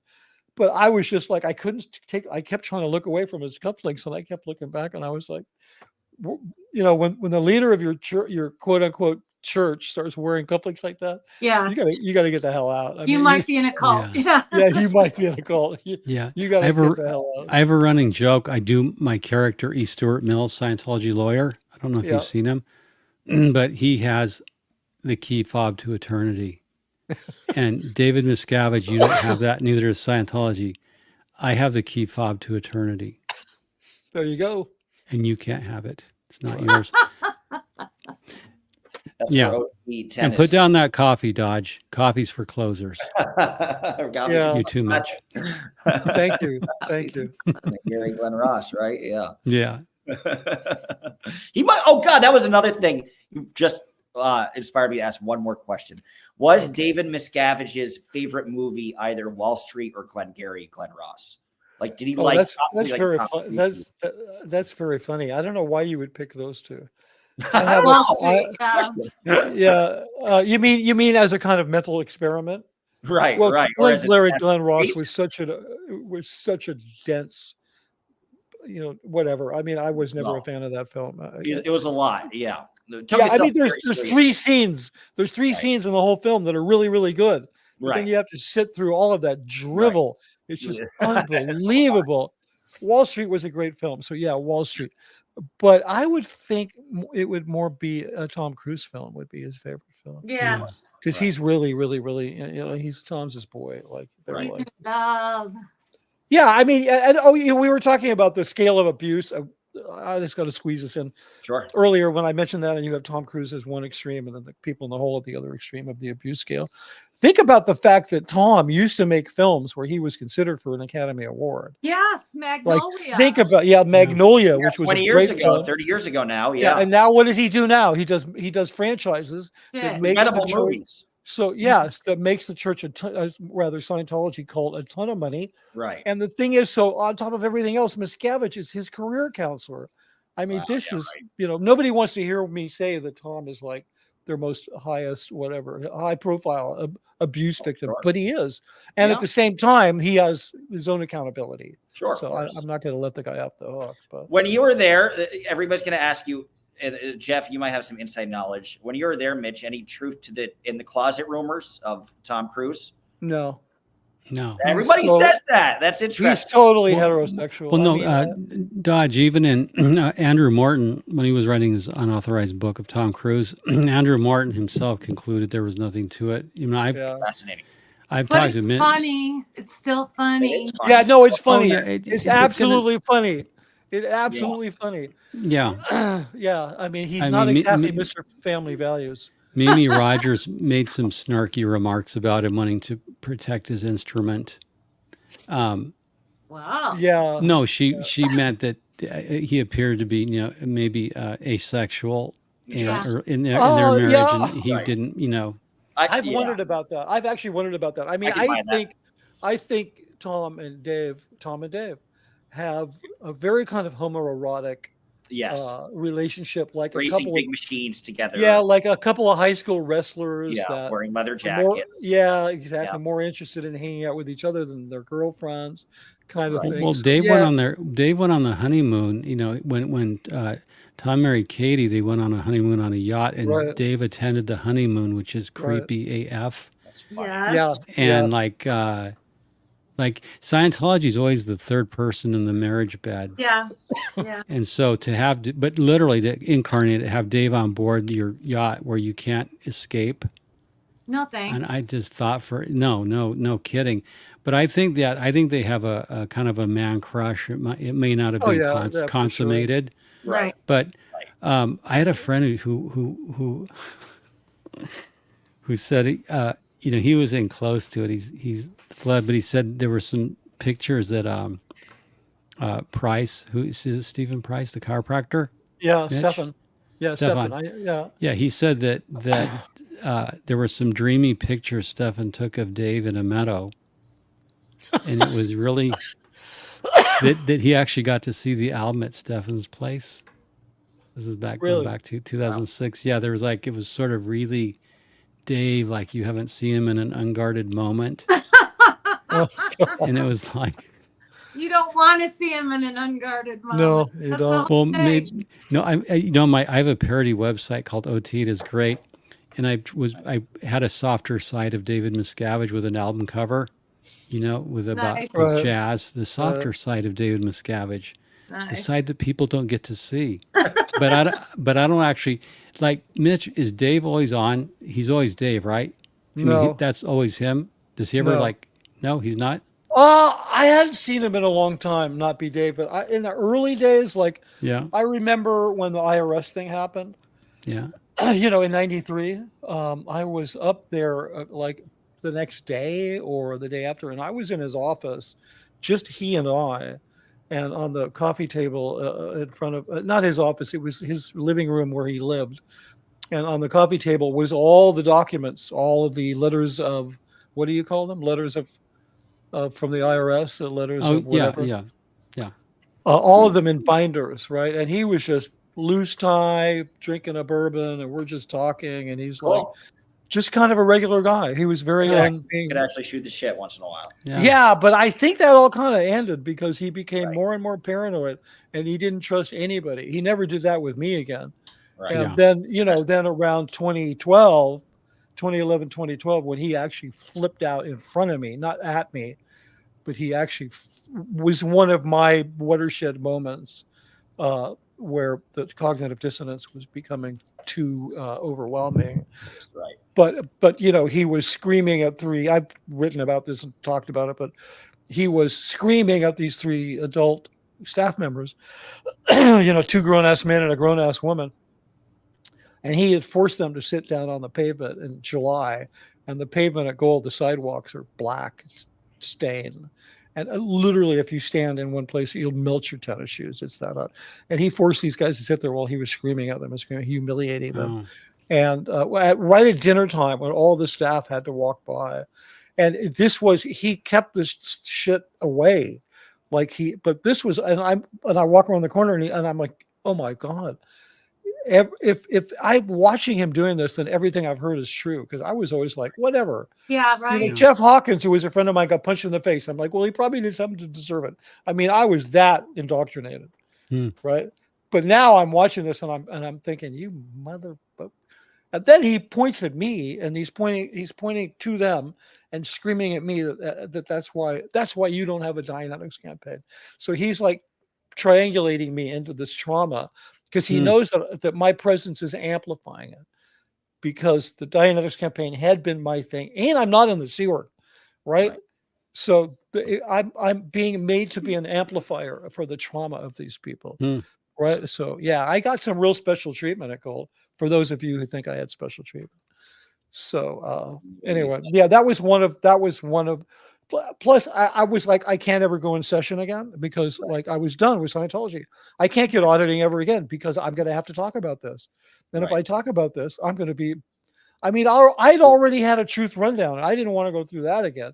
I'm one of the only, I think me and Leah are the only non-Sea Org members that I know of that had the truth rundown, which is, I'm telling you, if North Korea had the truth rundown, they could turn people like that. Boom, boom. Here's one last question I want to ask. Speaking of the truth rundown, how is Marty Rathman doing? I wouldn't know. I mean, I'm been such a long. Right. I have no idea. I mean, I'm sure he's doing fine. I heard he bought a bakery. I heard he bought a house. I'm sure he's doing great. Yeah, I'm sure he's doing great. I mean, I can tell you, I was at Scientology Media Productions when Dave walked in the room. We were in the conference room in the broadcast building, and he walked in. So this must have been like 2016, 2017. And Dave walked in and he said, we all stopped because it's Dave.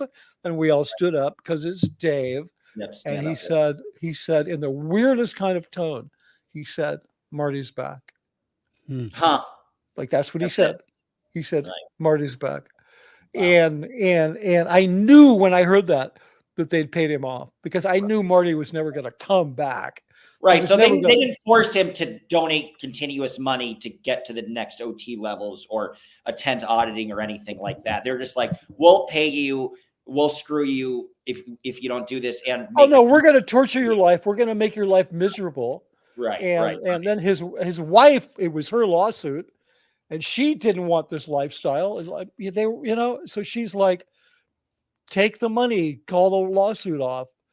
I'm sure that's what happened. I mean, there was some rumor going around that the church, the church spec ops had video of Marty manhandling this foster kid that they were trying to adopt. That's what I heard. That's bullshit. That's bullshit. I don't believe that for a second. Okay. No, I think that's like. So I think Scientology would. I think OSA would love for you to think that they're that powerful. They're not. They're a freaking Volkswagen full of clowns, basically. They hire. I mean, there's two levels of them. There's the clown car, and then there's a really devious level that only Dave deals with, and they're real dangerous characters, right? I mean, you know, the two guys that were tailing his dad, you know, they got busted for having like homemade silencers. They were just a couple of clowns being paid $10,000 a week to like just look after his dad. So anyway, it's I kind of lost my train of thought there, but Marty Rathbun. Marty. So I hated Marty. Marty was like, I was once invited to go work with the Squirrel Busters and go down to Texas and like torture him. And I'm like, fuck you. If I see that motherfucker, I'm going to kill him. You don't want me there. Because if I see him in person, I'm going to kill him. Because it's a long story, but my former wife wanted a divorce. She had every reason to want to divorce me because I was not a good husband. I really wanted to try to save my marriage. And David, he assigned Marty to my wife, my former wife, and he devastated her. He yanked her up to Gold weekly for sex checks. We had a small child. It completely destroyed any chance that we would ever have of saving that marriage. Not that it was even salvageable, but you know, this was like Dave was like, nah, you know, let's do Mitch a favor, like handle his wife. It's like, anyway, whatever. So I had this whole history with Marty going back into the early 90s, where I had developed a real hatred, a real serious hatred for him. Interesting. So Becky was saying this, haven't seen Marty yet in Corpus Christi. Is that where Marty lives? He lives all the way down in Corpus Christi? He was living in, I can't think of the name of it. It's near Corpus Christi.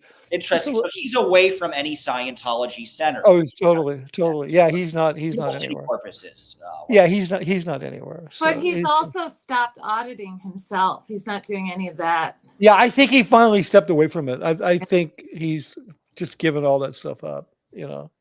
I mean, he was doing that thing with you know, where it was, what did Dave call it? Dave, you called it the Church of Marty. No, Marty had a blog that I know. And he was and people would go down there. Price auditing too. Yeah, people would go down there and get auditing from him. Oh, and he would you know, say, pay me what you can. I mean, you know, Marty had a lot of training. I mean, he was also known as a guy when he was in RTC who would sex check a guy, and if the guy wouldn't answer up, he'd stop the session, take the guy outside, punch him in the face. He looks like that kind of guy. Yeah, and then yeah, and he and Dave were like best friends. Like I can see that. Yeah, the first time that Marty blew, he ended up in New Orleans, and Dave went down there, tracked him down himself personally, and there was like a World Series or something going on in New Orleans, and Marty's like a baseball fanatic, and Dave showed up with like baseball tickets and like bromanced him for a weekend. Dave told me this whole story about how he got Marty back, and then he talked him into coming back, and then he sent him to Flag to work in the shop for like months, and he got all of his chiropractor, you know, medical, got him all taken care of, then shipped him off the ship for a year to do like more chaining and chill out. I mean, these people, they become so fucking attached to each other. Like, just say goodbye. Just like Miscavige view Marty as a friend when he was talking. Oh yeah. I mean, look, so he made a mistake. Now he's back. He's my friend again. Whatever. No, what he meant was it's weird, but Miscavige was torturing Marty to get him to cry uncle. Right. And between he and his wife, my instincts are telling me, they're like, screw it. We'll take the money. We want to live our life. I don't want anything to do with any of that anymore. They screwed their lawyers over, a whole bad scene, but he took the money. Then I heard this rumor about the kid and the blackmail, and I'm like, no, that's just bullshit. But because what Dave said, he said Marty's back, and then we're like, and he wants to talk. He wants to go on the record. And then he looked at me and he said, we're going to interview him. And then he said to me, Mitch, I need you to do the camera planning. What do you need to shoot him? I said, that was you. No, it wasn't me. Oh, it wasn't. Okay. No. I've seen a lot of those. Yeah. Yeah, no. And so then I said, well, I need to know where we're going to shoot him. He said, we'll get like whatever the closest luxury hotel is. Like we'll get a big suite, right? Like a 2-bedroom, 3, whatever.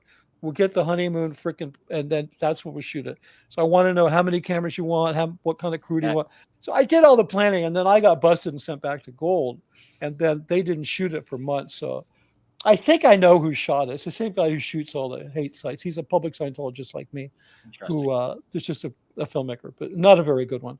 So, but because it was definitely shot by Gold, but it'd be Randy Stith. Yeah, it would be Randy Stith. Yeah, Randy. Yes, Randy Stith. Yeah, Marty had a lot of scores to settle.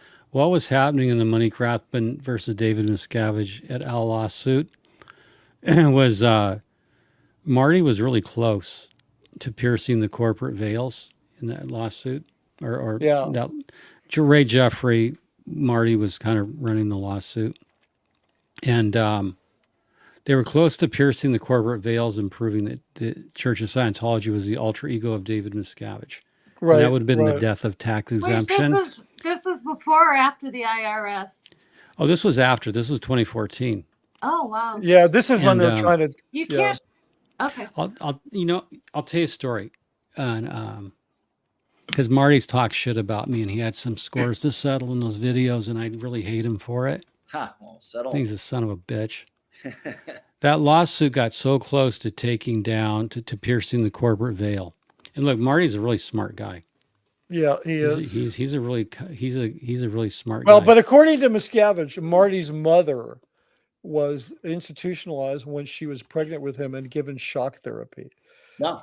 Wow. Yeah, but these are the kinds of stories that Miscavige like to make up about people. Then what happened to Dave's mom when she was pregnant with him? Yeah, exactly. Anyway, one of the weirdest things is I was at this party. It was an indie party. People were indies back then. After they left. Yeah, right. And so a bunch of people, they want Marty to be the new Messiah. I saw this. Interesting. So I'm out front, and Marty I'm talking so some young lady there who's there with Marty. He's auditing her, and I don't have anything on it. It's like, so Marty comes out, and it was just weird to watch all the Scientologists looking for him to be the new Hubbard, to be the new leader. Wow, so this is like a whole movement to really not be an independent Scientologist and not audit by myself, but audit with a whole new group. No, this was no Dodge. You don't understand. They wanted to take over the church and install Marty as the leader. I see. So take over a revolution. No, this is very this is very serious stuff, Dodge. Yeah, it's interesting. Not trivial. They wanted to start a real independent church free of David Miscavige, who they thought had squirreled everything. Right. And Marty has I was over 100 people at this private house party, and they're looking at Marty, and I just left. I went out in the driveway of this big private house, beautiful place, and Marty comes out, and he just said, I don't want to be the leader. And I quoted a verse to him. I said, "Let the dead bury the dead," and that's what Jesus said. To put it in context of the Bible, Jesus is the passage in the gospel. Jesus calls a young man to follow him and be his disciple. And the young man says, "Well, I have to first go bury my father." And Jesus said, "Let the dead bury the dead."